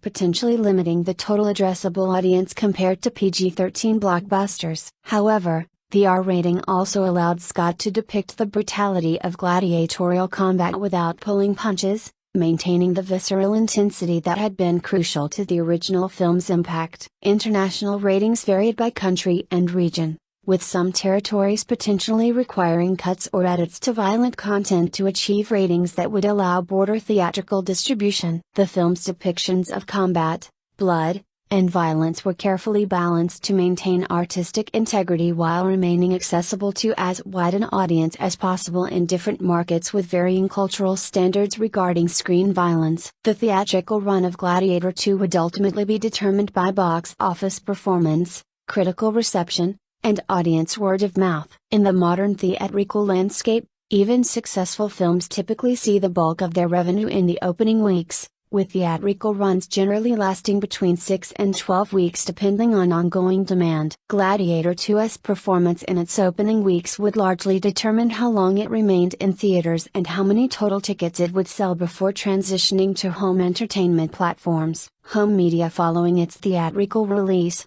Gladiator 2 made a relatively swift transition to home entertainment formats, reflecting modern distribution strategies that seek to capitalize on theatrical buzz while audiences' interest remains high. Paramount Pictures announced the home media release plan in late December 2024, providing fans with multiple options to own or rent the epic sequel. The first home media release came on digital platforms on December 24, 2024, in North America, with international digital releases following shortly after based on regional theatrical windows. In the UK and some other territories, the digital release date was January 14, 2025. This quick turnaround from theatrical to digital approximately 1 month after the North American theatrical release represented the compressed windows that had become standard in the post-pandemic era. Studios recognized that consumer expectations had shifted, with audiences less willing to wait months to watch films at home after theatrical runs concluded. The digital release made Gladiator 2 available through various platforms including iTunes, Amazon Prime Video, Google Play, Vudu, and other major digital retailers. Customers could choose between purchasing the film outright for approximately $19.99 in standard definition or $24.99 for 4K UHD with HDR, high dynamic range, and Dolby Atmos audio, or renting it for a limited viewing window of typically 48 hours after starting playback, priced around $19.99. These digital versions provided the convenience of instant access and the technical benefits of 4K resolution and immersive audio for viewers with compatible home theater equipment. Paramount also offered a digital 2-movie collection bundling Gladiator 2 with the original 2000 Gladiator film, allowing new viewers to experience both films and longtime fans to complete their digital collection. This bundle was priced competitively compared to purchasing both films individually, representing a value proposition for consumers while maximizing revenue per transaction for Paramount. Physical media releases followed on March 3, 2025, in the UK and March 4, 2025. In North America, the physical release included multiple format options to accommodate different consumer preferences and equipment capabilities. The primary physical format was the 4K Ultra HD plus Blu-ray plus digital combo pack, which included a 4K UHD disc, a standard Blu-ray disc, a Blu-ray disc with bonus features, and a digital code for redeeming a digital copy. This 3-disc set was priced at approximately $36.99, positioning it as the premium physical media option. The 4K Ultra HD format offered significant technical advantages over standard Blu-ray, including higher resolution, 3840 by 2160 pixels compared to 1920 by 1080, wider color gamut through HDR10, and Dolby Atmos immersive audio. For a visually spectacular film like Gladiator 2 with its sweeping cinematography and elaborate visual effects,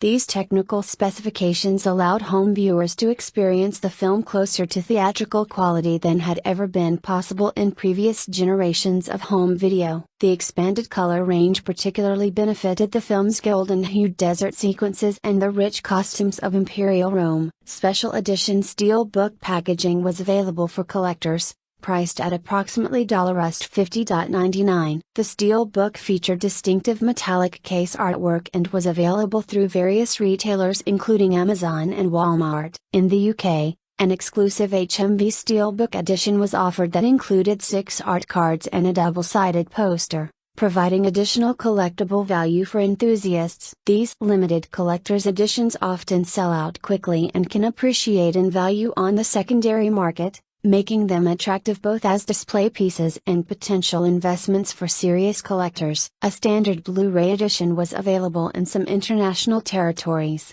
though notably absent from the initial US physical release schedule. Consumers in North America who owned Blu-ray players but not 4K UHD players would need to purchase the 4K combo pack to obtain a Blu-ray disc. This strategy reflected the industry's push toward 4K as the standard for premium home video. Though the high-definition Blu-ray format remained popular in markets with lower 4K adoption rates, a DVD edition was released simultaneously with the Blu-ray and 4K formats, priced at approximately $18.99. While DVD represented older, lower-resolution technology, the format remained relevant for consumers without Blu-ray or 4K players, those purchasing for children who might damage more expensive discs, and price-conscious buyers seeking the most affordable ownership option. The DVD release ensured the film remained accessible to the broadest possible consumer base regardless of home entertainment technology. All premium home media editions,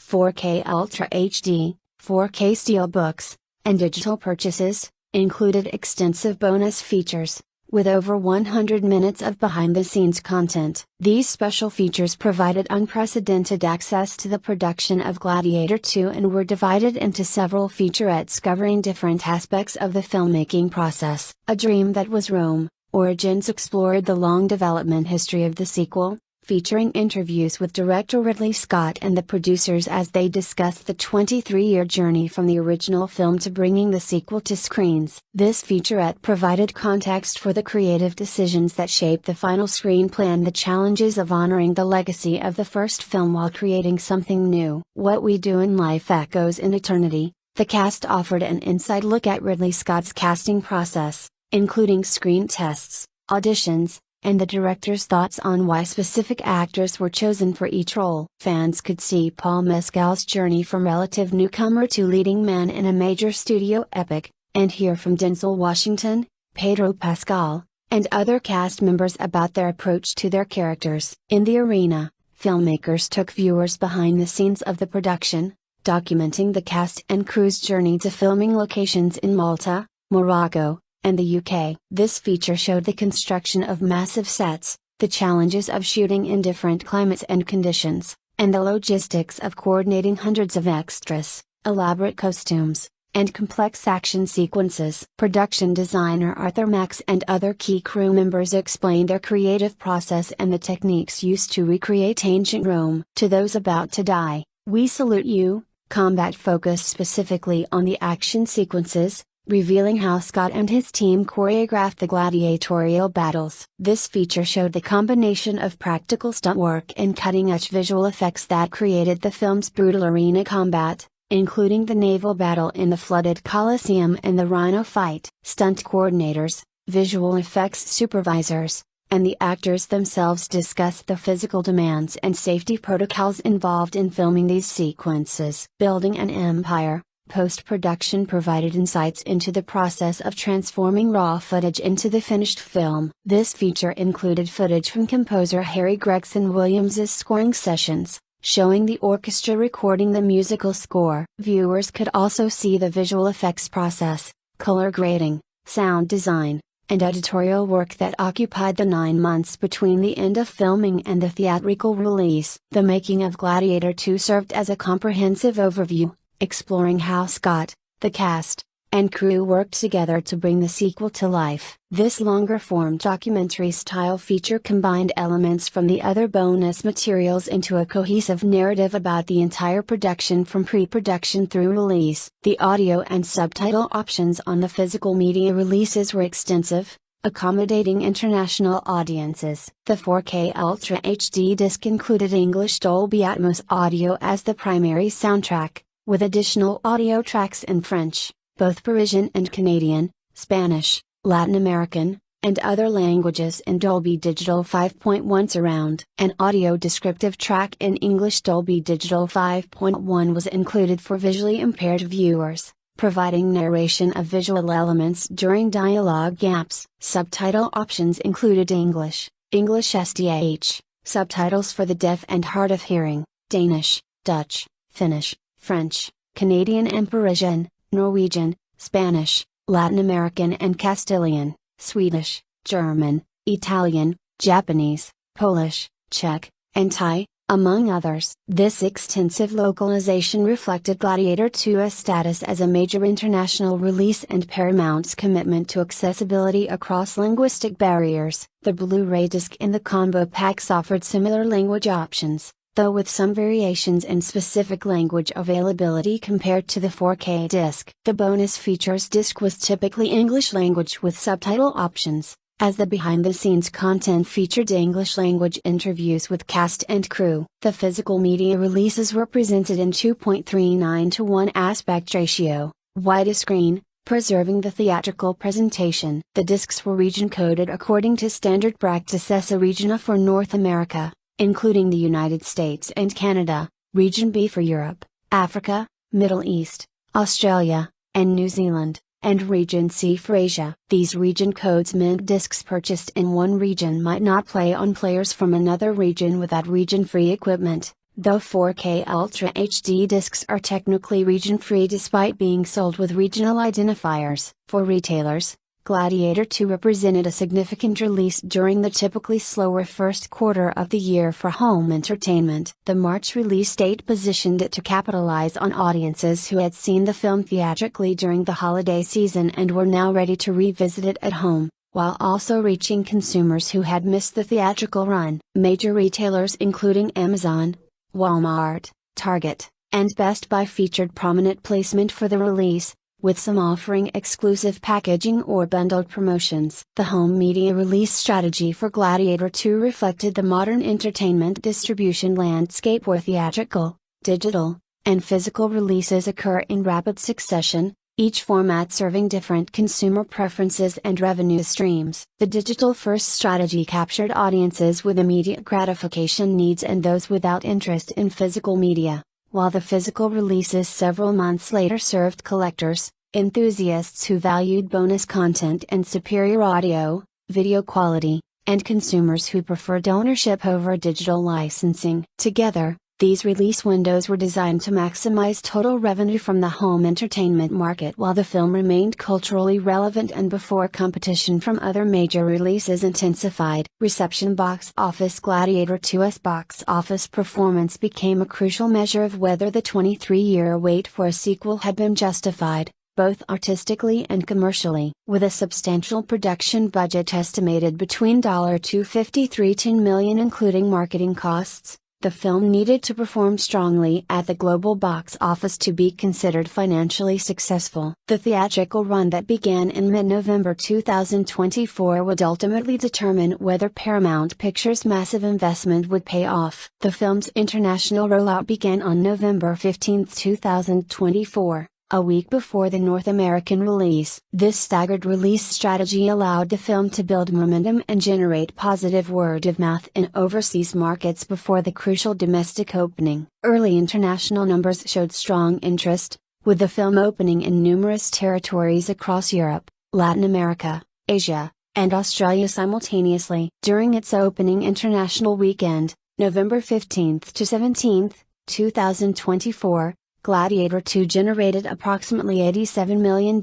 from 63 territories. The United Kingdom led international markets with a strong opening, befitting the film's London premiere and extensive filming in the UK and Malta, France, Germany, Spain, Italy, Australia, and Brazil all contributed significantly to the international total. These early numbers suggested healthy global interest in the sequel, though analysts noted that the film would need sustained performance beyond opening weekend to reach profitability given its substantial budget. The North American opening on November 22, 2024, coincided with the Thanksgiving holiday weekend, one of the most lucrative periods of the year for theatrical releases. The film faced direct competition from Wicked, creating the clicked phenomenon that dominated entertainment media coverage. Rather than cannibalizing each other's audiences, both films performed solidly, suggesting that the dual releases actually drove more overall movie-going as audiences made theatrical viewing a holiday tradition. Gladiator 2 earned approximately $55.5 million during its 5-day Thanksgiving weekend debut in North America,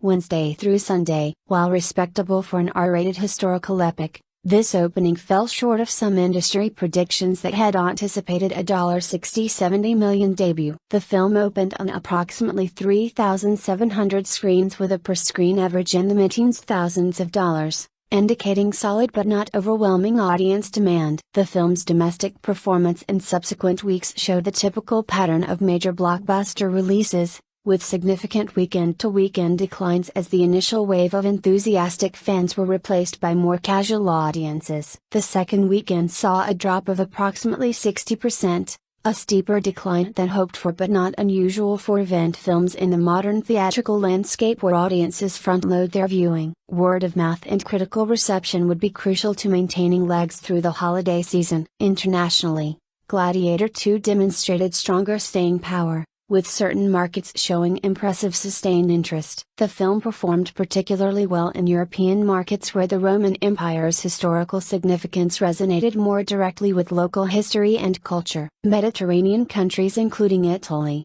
Spain, and Greece showed strong repeat viewership, while Northern European markets also contributed solidly to the international total. By mid-December 2024, Gladiator 2 had crossed the $300 million mark globally, reaching this milestone approximately 3 weeks into its theatrical run. The film's accumulation of approximately $117 million domestically, North America, and $200+ million internationally demonstrated that the sequel had found its audience, though questions remained about whether it would ultimately reach the $600-700 million global total typically needed for a film of its budget to break even theatrically. The Christmas holiday season provided another opportunity for Gladiator 2 to attract audiences, though the film's R rating potentially limited its appeal as family counter-programming during school breaks. The film competed against new releases targeting holiday audiences, including family films that would draw the demographic Gladiator 2 couldn't access due to its violent content. By the time the digital home entertainment release arrived on December 24, 2024,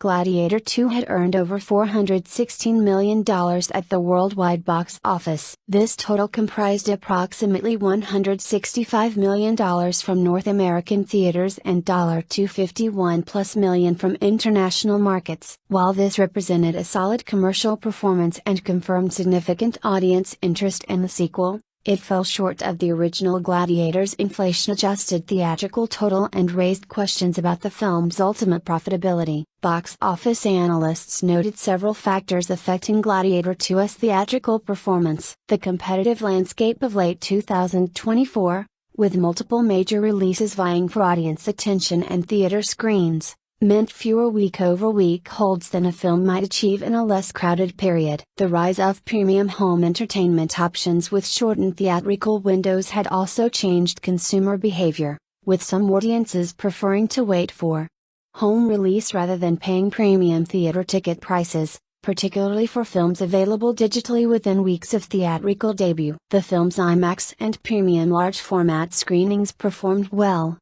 with these higher price tickets contributing disproportionately to overall revenue. Audiences seeking the most immersive experience gravitated toward these premium formats for Gladiator 2's spectacular action sequences, validating the decision to make IMAX versions available. The Dolby Cinema and other premium format showings maintained stronger per-screen averages than standard screenings, suggesting that the film's visual spectacle was a significant draw. Internationally, Gladiator 2 benefited from strong brand recognition of the original film, which had been a global phenomenon in 2000 to 2001. Markets where the first film had performed exceptionally well showed sustained interest in the sequel, though some territories that had been theatrical powerhouses for the original showed softer demand, possibly reflecting changed movie-going habits over the intervening 24 years. The film's theatrical run extended into early 2025, with gradual reduction in screen count as box office declined and theaters made room for new releases. By late January 2025,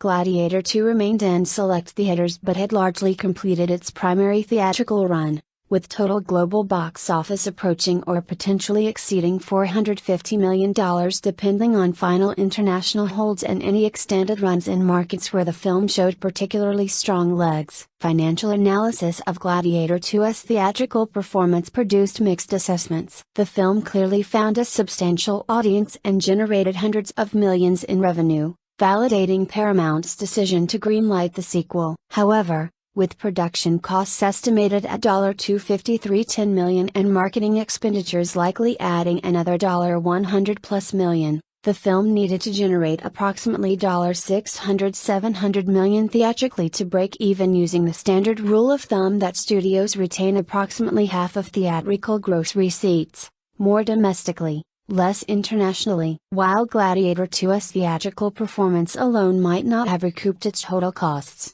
the film's financial picture would ultimately include home entertainment revenue, digital purchases and rentals, physical media sales, streaming revenue once it became available on Paramount+, television licensing deals, and ongoing library value. Major studio tentpole releases typically rely on multiple revenue streams beyond theatrical to achieve profitability, and Gladiator 2's strong brand recognition suggested it would continue generating revenue for years through these ancillary markets. The box office performance also needed to be contextualized within the challenging theatrical environment of the mid-2020s, where even successful films were achieving lower multiples of production budgets than might have been expected in earlier eras. The pandemic's lasting impact on movie-going habits, the proliferation of streaming options, and changing consumer preferences had all contributed to a marketplace where theatrical grosses represented a smaller percentage of total lifetime revenue than in previous decades. Comparisons to other Ridley Scott historical epics shows that Gladiator 2 performed roughly in line with expectations for the genre and director in the modern market. Napoleon,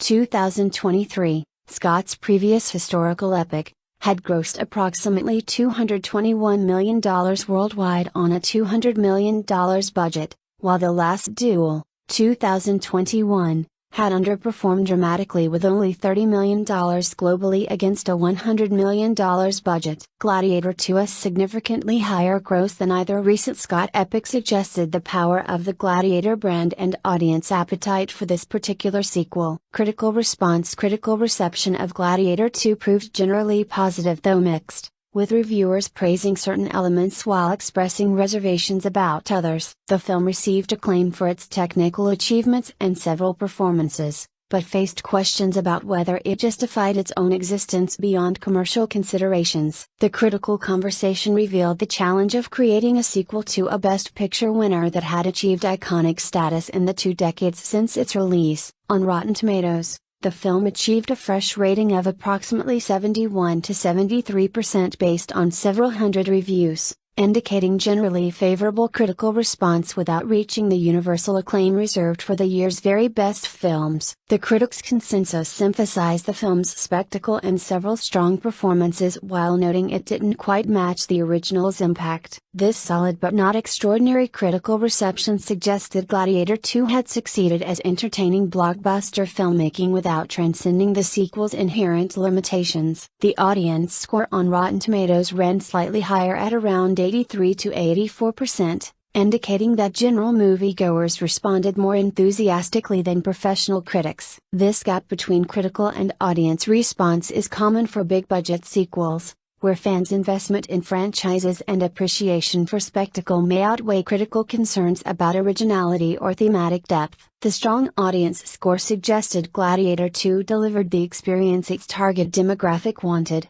even if some critics found it derivative. Metacritic's aggregated score of approximately 67/100 based on dozens of critic reviews placed the film in the generally favorable reviews category. This mid-60s Metacritic score indicated critical respect without widespread enthusiasm, a common outcome for well-crafted but ultimately familiar sequels. The score was notably lower than the original Gladiator's Metacritic rating of 67 out of 100. Suggesting critics found the sequel competent but not groundbreaking. Many critics praised Denzel Washington's performance as macronous as the film's highlight. Reviewers described Washington's work as charismatic, menacing, and thoroughly entertaining, with the veteran actor bringing gravitas and complexity to a character who could have been a one-dimensional villain. Critics noted that Washington seemed to be having genuine fun with the role, playing macronous with theatrical flair and underlying danger. Several reviews suggested Washington was the most compelling reason to watch Gladiator 2, with his scenes elevating the film whenever he appeared. Paul Mescal's lead performance received more mixed critical response. Many reviewers praised his physical commitment to the role and his ability to carry a major blockbuster, noting his impressive transformation from indie darling to action star. Critics appreciated Mescal's intensity and emotional depth in quieter moments. However, some felt he lacked the commanding presence Russell Crowe had brought to Maximus, with comparisons to the original performance inevitably emerging. A few critics suggested Mescal was occasionally overshadowed by more experienced actors in the supporting cast, though most acknowledged the difficulty of filling Crowe's iconic boots. Pedro Pascal's General Acacius drew positive notices for adding moral complexity to what could have been a straightforward antagonist role. Critics appreciated that Pascal's character had motivations beyond simple villainy, though some felt the script didn't fully explore the nuances of his position. Pascal's star power and recent high-profile roles in The Last of Us and The Mandalorian added weight to his presence, and reviewers generally praised his chemistry with both Mescal and the other cast members. Fred Hechinger and Joseph Quinn as the twin emperors Caracalla and Gaeta received praise for their theatrical performances, with critics noting they brought appropriate decadence and madness to their roles. Some reviewers felt their characters veered into camp territory, but most agreed this tonal choice worked within the film's larger-than-life Roman setting. The twin emperors provided darkly comic relief while also representing the corruption-consuming Rome, and critics generally found this balance effective if not particularly subtle. Connie Nielsen's return as Lycilla garnered respectful notices, with critics appreciating the continuity her presence provided and her ability to ground the more spectacular elements in emotional reality. Her relationship with Lucius provided some of the film's most affecting moments, according to several reviews, though some felt her character was underutilized given Nielsen's capabilities. Technical elements received widespread praise from critics. The cinematography by John Mathieson was lauded for capturing both intimate character moments and massive spectacle with equal skill. Reviewers noted the film's visual palette honored the original's aesthetic while incorporating modern filmmaking techniques. The production design and costumes were consistently praised for their detail and authenticity, with critics appreciating the immersive recreation of ancient Rome. Visual effects work received mostly positive notices, though some critics noted occasional moments where digital effects were obvious. Harry Gregson Williams's musical score received generally positive but not rapturous reviews. Critics acknowledged the difficulty of following Hans Zimmer's iconic Gladiator score and generally felt Gregson Williams had crafted effective music that served the film without achieving the original's memorable themes. Some reviewers wished for more musical identity distinct from the first film, while others appreciated the sonic connections that created continuity between the two movies. The action sequences and gladiatorial combat received substantial praise, with critics citing the naval battle in the flooded Colosseum and various arena fights as highlights. Reviewers appreciated Scott's willingness to stage creative and brutal combat that pushed beyond simple recreations of the original's arena scenes. The spectacle and visceral intensity of these sequences were consistently cited as reasons to see the film in theaters. However, Some critics noted that the constant escalation of action sometimes came at the expense of character development and emotional stakes. Script and storytelling drew more divided critical response. Many reviewers felt David Scarpa's screenplay effectively structured Lucius's journey and created satisfying parallels to Maximus's story without feeling overly repetitive. The political intrigue involving Macrinus's schemes and the machinations around the twin emperors provided engaging subplots. However, other critics felt the script relied too heavily on formula, hitting expected beats without bringing fresh insight to the material. The dialogue received mixed notices, with some praising its classical tone while others found it occasionally wooden or overly expository. Thematic depth was a common point of critical discussion. Several reviewers felt Gladiator 2 explored interesting ideas about legacy, empire, and power's corrupting influence, carrying forward themes from the original while updating them for contemporary resonance. The film's examination of how Lucius reconciles his heritage with his hatred of Rome provided emotional and philosophical substance according to these critics. However,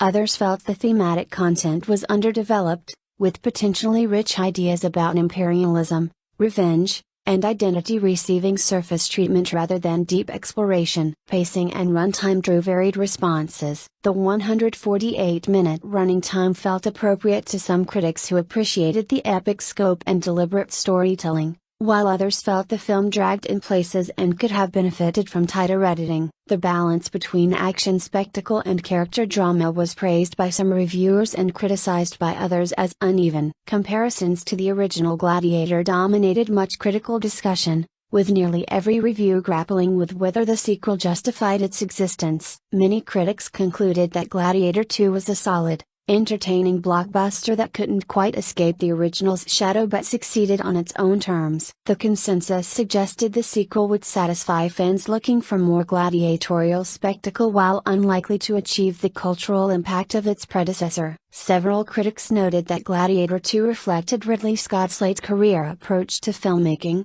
praising his continued ability to stage spectacular action at age 86 while questioning whether his recent work showed the artistic ambition of his earlier classics. Some reviewers appreciated Scott's commitment to old-school blockbuster filmmaking in an era dominated by franchise properties and superheroes, while others felt his craftsmanship sometimes prioritized spectacle over substance. Awards prospects were discussed in several reviews, with most critics predicting technical nominations, cinematography, production design, costume design, sound, visual effects, as likely, while suggesting acting nominations would depend on whether the Academy embraced Washington's performance specifically. Best Picture prospects were generally considered unlikely, with critics noting the film's entertainment value but questioning whether it offered the artistic distinction typically required for top Oscar contention. The critical reception ultimately painted Gladiator 2 as a successful crowd pleaser that delivered spectacular action and strong performances without achieving the artistic heights of the finest historical epics. It represented competent,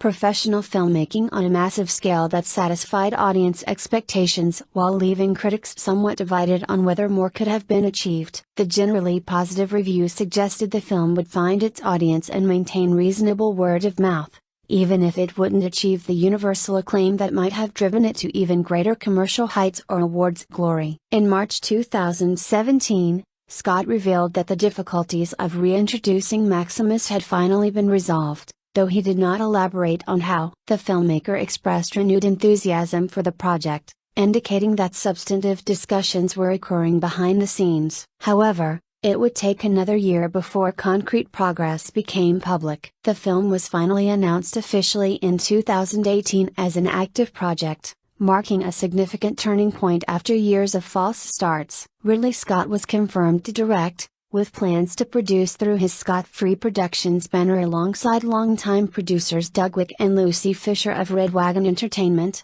who had worked on the original film. Universal Pictures, which had distributed the first film internationally, retained the option to partner with Paramount on the sequel if desired. The crucial breakthrough came when David Scarpa was hired to write the screenplay. Scarpa had previously collaborated with Scott on All the Money in the World, 2017, and would later work with him again on Napoleon, 2023. According to Scott, Scarpa succeeded where others had failed, unafraid to tackle the material despite knowing that several other writers had struggled with it. Scarpa later admitted he wasn't aware of the other writers' fears. Had he known, he might have been intimidated as well. Scarpa approached the sequel by returning to the 2001 concept of focusing on Lucius while completely abandoning any attempt to resurrect Maximus. However, he introduced a crucial narrative element that had only been subtly implied in the original film, making Lucius the biological son of Maximus. This revelation,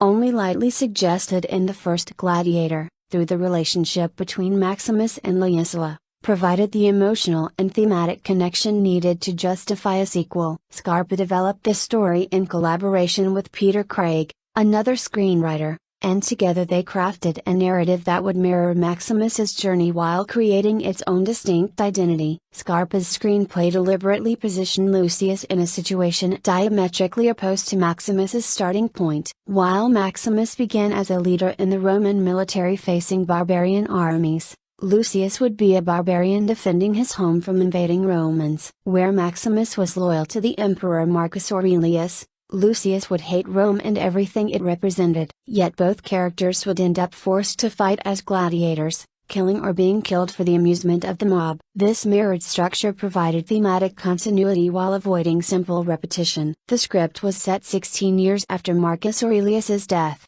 during the reign of the corrupt twin emperors Caracalla and Geta. Lucius, living under the assumed name Hanno in the North African kingdom of Numidia with his wife Urushat, would see his peaceful existence shattered when the Roman army, led by General Marcus Acacius, invades and conquers his homeland. After Urushat is killed in the invasion, Lucius is enslaved and forced to fight as a gladiator. He is eventually purchased by Macrinus, a former slave who has risen to become a power broker and who harbors his own plans to overthrow the twin emperors. With Scarpa's screenplay completed by late 2022, attention turned to casting the lead role. The project required an actor who could carry a major studio epic, possess the physicality needed for extensive gladiator combat sequences, and bring emotional depth to a character struggling with rage, grief, and questions of identity. Several high-profile actors were considered for Lucius, including Austin Butler,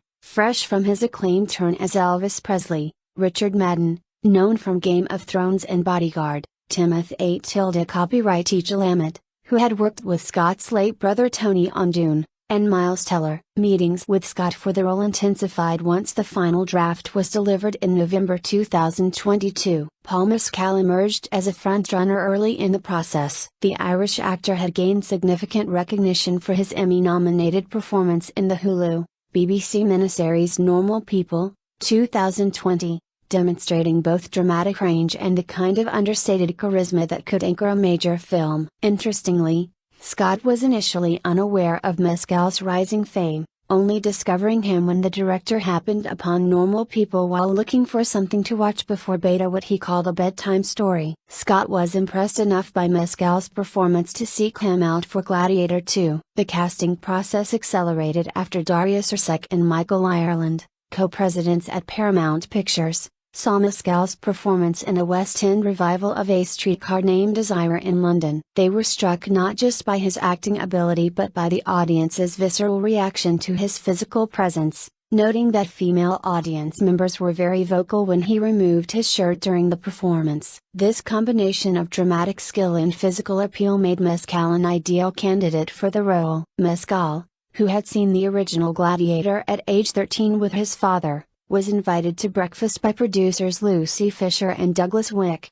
who informed him about the sequel's casting. In his subsequent meeting with Scott, Mescal emphasized his physical capabilities, noting his background playing Gaelic football in his youth. Scott found a striking resemblance between Mescal and Richard Harris, who had played Marcus Aurelius in the original film, adding another layer of genetic plausibility to Lucius being Maximus's grandson. Despite Mescal's relative newcomer status in major studio films, Scott opted to cast him, citing his history of launching careers for actors like Sigourney Weaver, in Alien, and Brad Pitt, in Thelma Louise. Following what Scott described as a brief Zoom call, Mescal was officially cast in the lead role in January 2023. The actor made a conscious decision not to contact Russell Crowe about the role, wanting to avoid audiences potentially thinking the film would define his entire career the way Gladiator had for Crowe. With the lead secured, casting continued rapidly. In March 2023,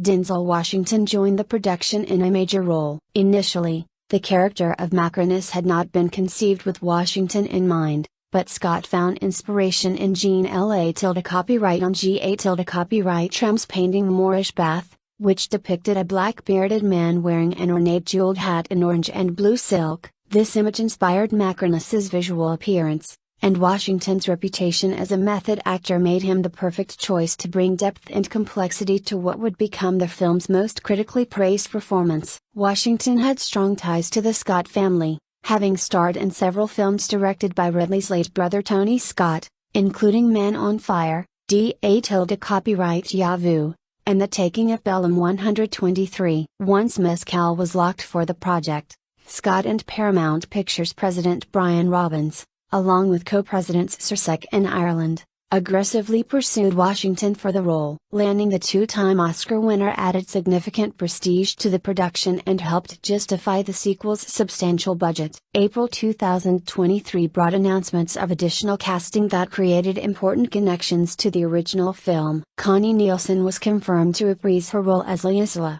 Lucius's mother, providing crucial continuity between the two films and emotional grounding for the sequel's exploration of family legacy. Djimon Hounsou was also initially announced to reprise his role as Juba, though his involvement was ultimately minimal in the final film. Joseph Quinn, known for his breakout role in Stranger Things, was cast as Emperor Geta, one of the twin emperors ruling Rome. May 2023 saw the addition of Pedro Pascal as General Marcus Acacius, the Roman military leader whose invasion of Numidia sets the plot in motion. Pascal, fresh from his acclaimed performances in The Last of Us and The Mandalorian, brought star power and dramatic gravitas to the role. Michael Amoy, Law Raz, Derek Jacobi, Peter Mensah, and Matt Lucas also joined the cast. Jacobi's return was particularly significant, as he reprised his role as Senator Gracchus from the original film, providing another direct link to Gladiator's political landscape. Fred Hechinger entered negotiations to play Emperor Caracalla, Geta's twin brother, completing the villainous duo. Hechinger stepped in after Barry Keoghan, who had initially been cast in March 2023, had to drop out due to scheduling conflicts with his role in Saltburn. The twin emperors would provide the political corruption and tyrannical rule that drives much of the film's conflict, offering a contrast to the single emperor dynamic of Commodus in the original. Extensive pre-production work began in earnest in early 2023. Author Max returned as production designer, having created the visual world of the original Gladiator. Max's involvement ensured visual continuity with the first film while allowing for expansion and evolution of the Roman aesthetic. Jandy Yates also returned as costume designer, bringing her Oscar-winning expertise from the original production. John Mathieson came back as cinematographer, prepared to recreate the visceral, textured look that had been crucial to the original film's success. For the music, Harry Gregson Williams was hired as composer in January 2024. Gregson Williams was taking over from Hans Zimmer and Lisa Gerrard, who had created the iconic score for the original Gladiator. Zimmer made the conscious decision not to return, explaining that he didn't want to repeat his previous work. In an interview, Zimmer expressed confidence that the film was in really good hands with Gregson Williams, who had actually started his career as Zimmer's assistant. This connection ensured some musical continuity, as Gregson Williams could draw on his understanding of the original score's themes and motifs. The production budget was initially set at $165 million.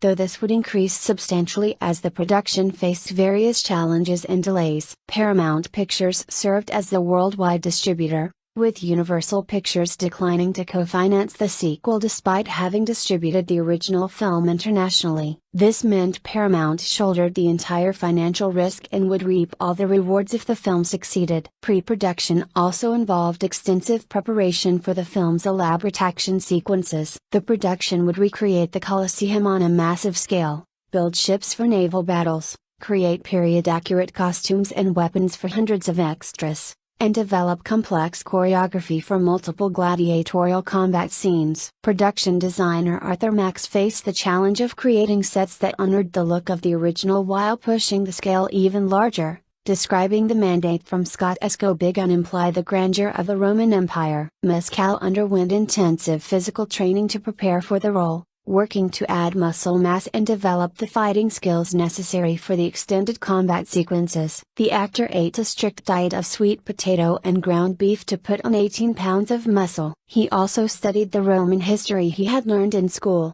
trained in sword fighting and horseback riding, and practiced extensive fight choreography. Mescal later admitted to feeling nervous about shooting in the massive Coliseum set and performing opposite veteran actors like Washington, but Scott deliberately familiarized him with the set early to ease these concerns. Pedro Pascal similarly underwent intense gladiator training for his role as a Cassius, which he found challenging but described as the most exciting experience of his career. The physical demands of the production required both lead actors to be in peak condition, as they would be performing their own stunts for many of the combat sequences. The location scouting and set construction began months before principal photography. Morocco was selected as a primary filming location, with Ouarzazate, the gateway to the Sahara Desert known for its cinematic landscapes, chosen to represent Numidia. Malta was selected to recreate ancient Rome itself, just as it had for the original film. The island nation's historic fortifications and Mediterranean climate made it ideal for representing the imperial capital. The UK would also host some filming,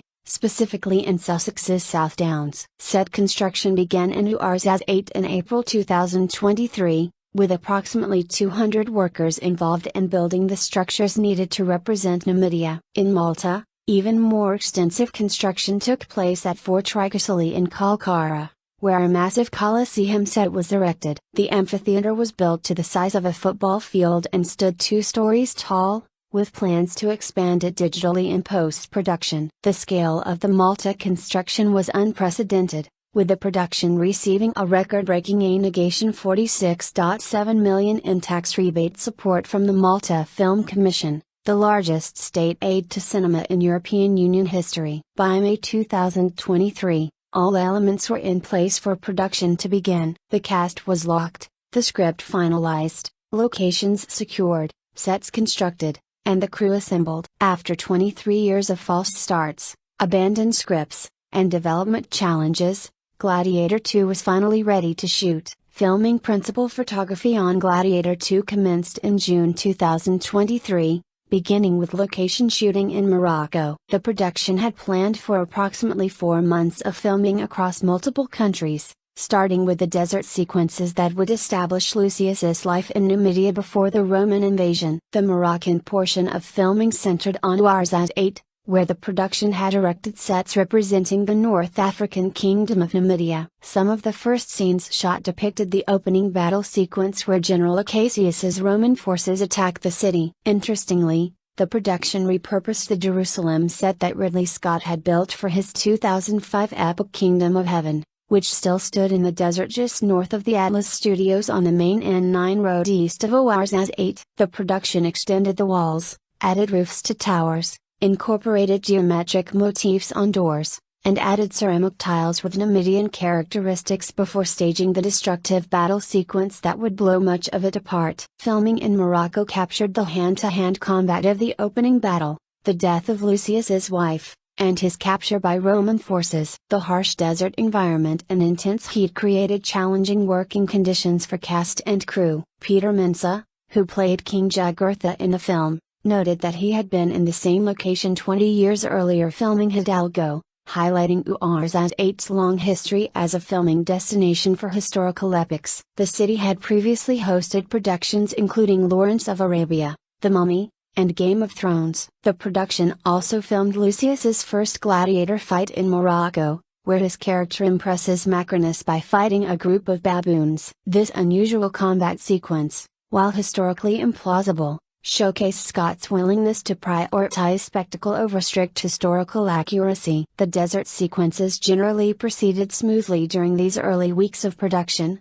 establishing the visual palette and epic scope that would define the film. However, Filming in Morocco was marked by a serious incident on June 7, 2023, when an accident involving fire injured 6 crew members during production. While details of the accident were not extensively publicized, it served as a sobering reminder of the physical dangers inherent in large-scale action filmmaking. The production took safety measures seriously in response, though specific details about the incident and the extent of the crew members' injuries were kept private out of respect for those involved. The plan was for the production to transition from Morocco to Malta in mid-summer 2023 to begin filming the Roman sequences. However, on July 13, 2023, filming was suspended indefinitely due to the 2023 Hollywood labor disputes. The SAG-AFTRA actors' strike, which had begun on July 14, brought production to a halt. This work stoppage, which also affected numerous other major Hollywood productions, would last for several months as actors and studios negotiated over issues including streaming residuals and protections regarding artificial intelligence. During the hiatus, the extensive sets in Malta stood ready but unused. Fort Tricasili's massive Colosseum construction, which had been built at enormous expense, waited empty while the labor dispute played out thousands of miles away. The production's momentum was interrupted at a crucial juncture, forcing the cast and crew to scatter and wait for resolution. Paul Mescal, who had been building physical conditioning and mental preparation for the role, had to maintain his gladiator physique and combat readiness during an uncertain waiting period. The strike was finally resolved in November 2023, paving the way for production to resume. Filming officially restarted on December 4, 2023, in Malta, nearly 5 months after being suspended. The production returned with renewed energy but also awareness of lost time and the increased pressure to complete filming within an acceptable timeline and budget.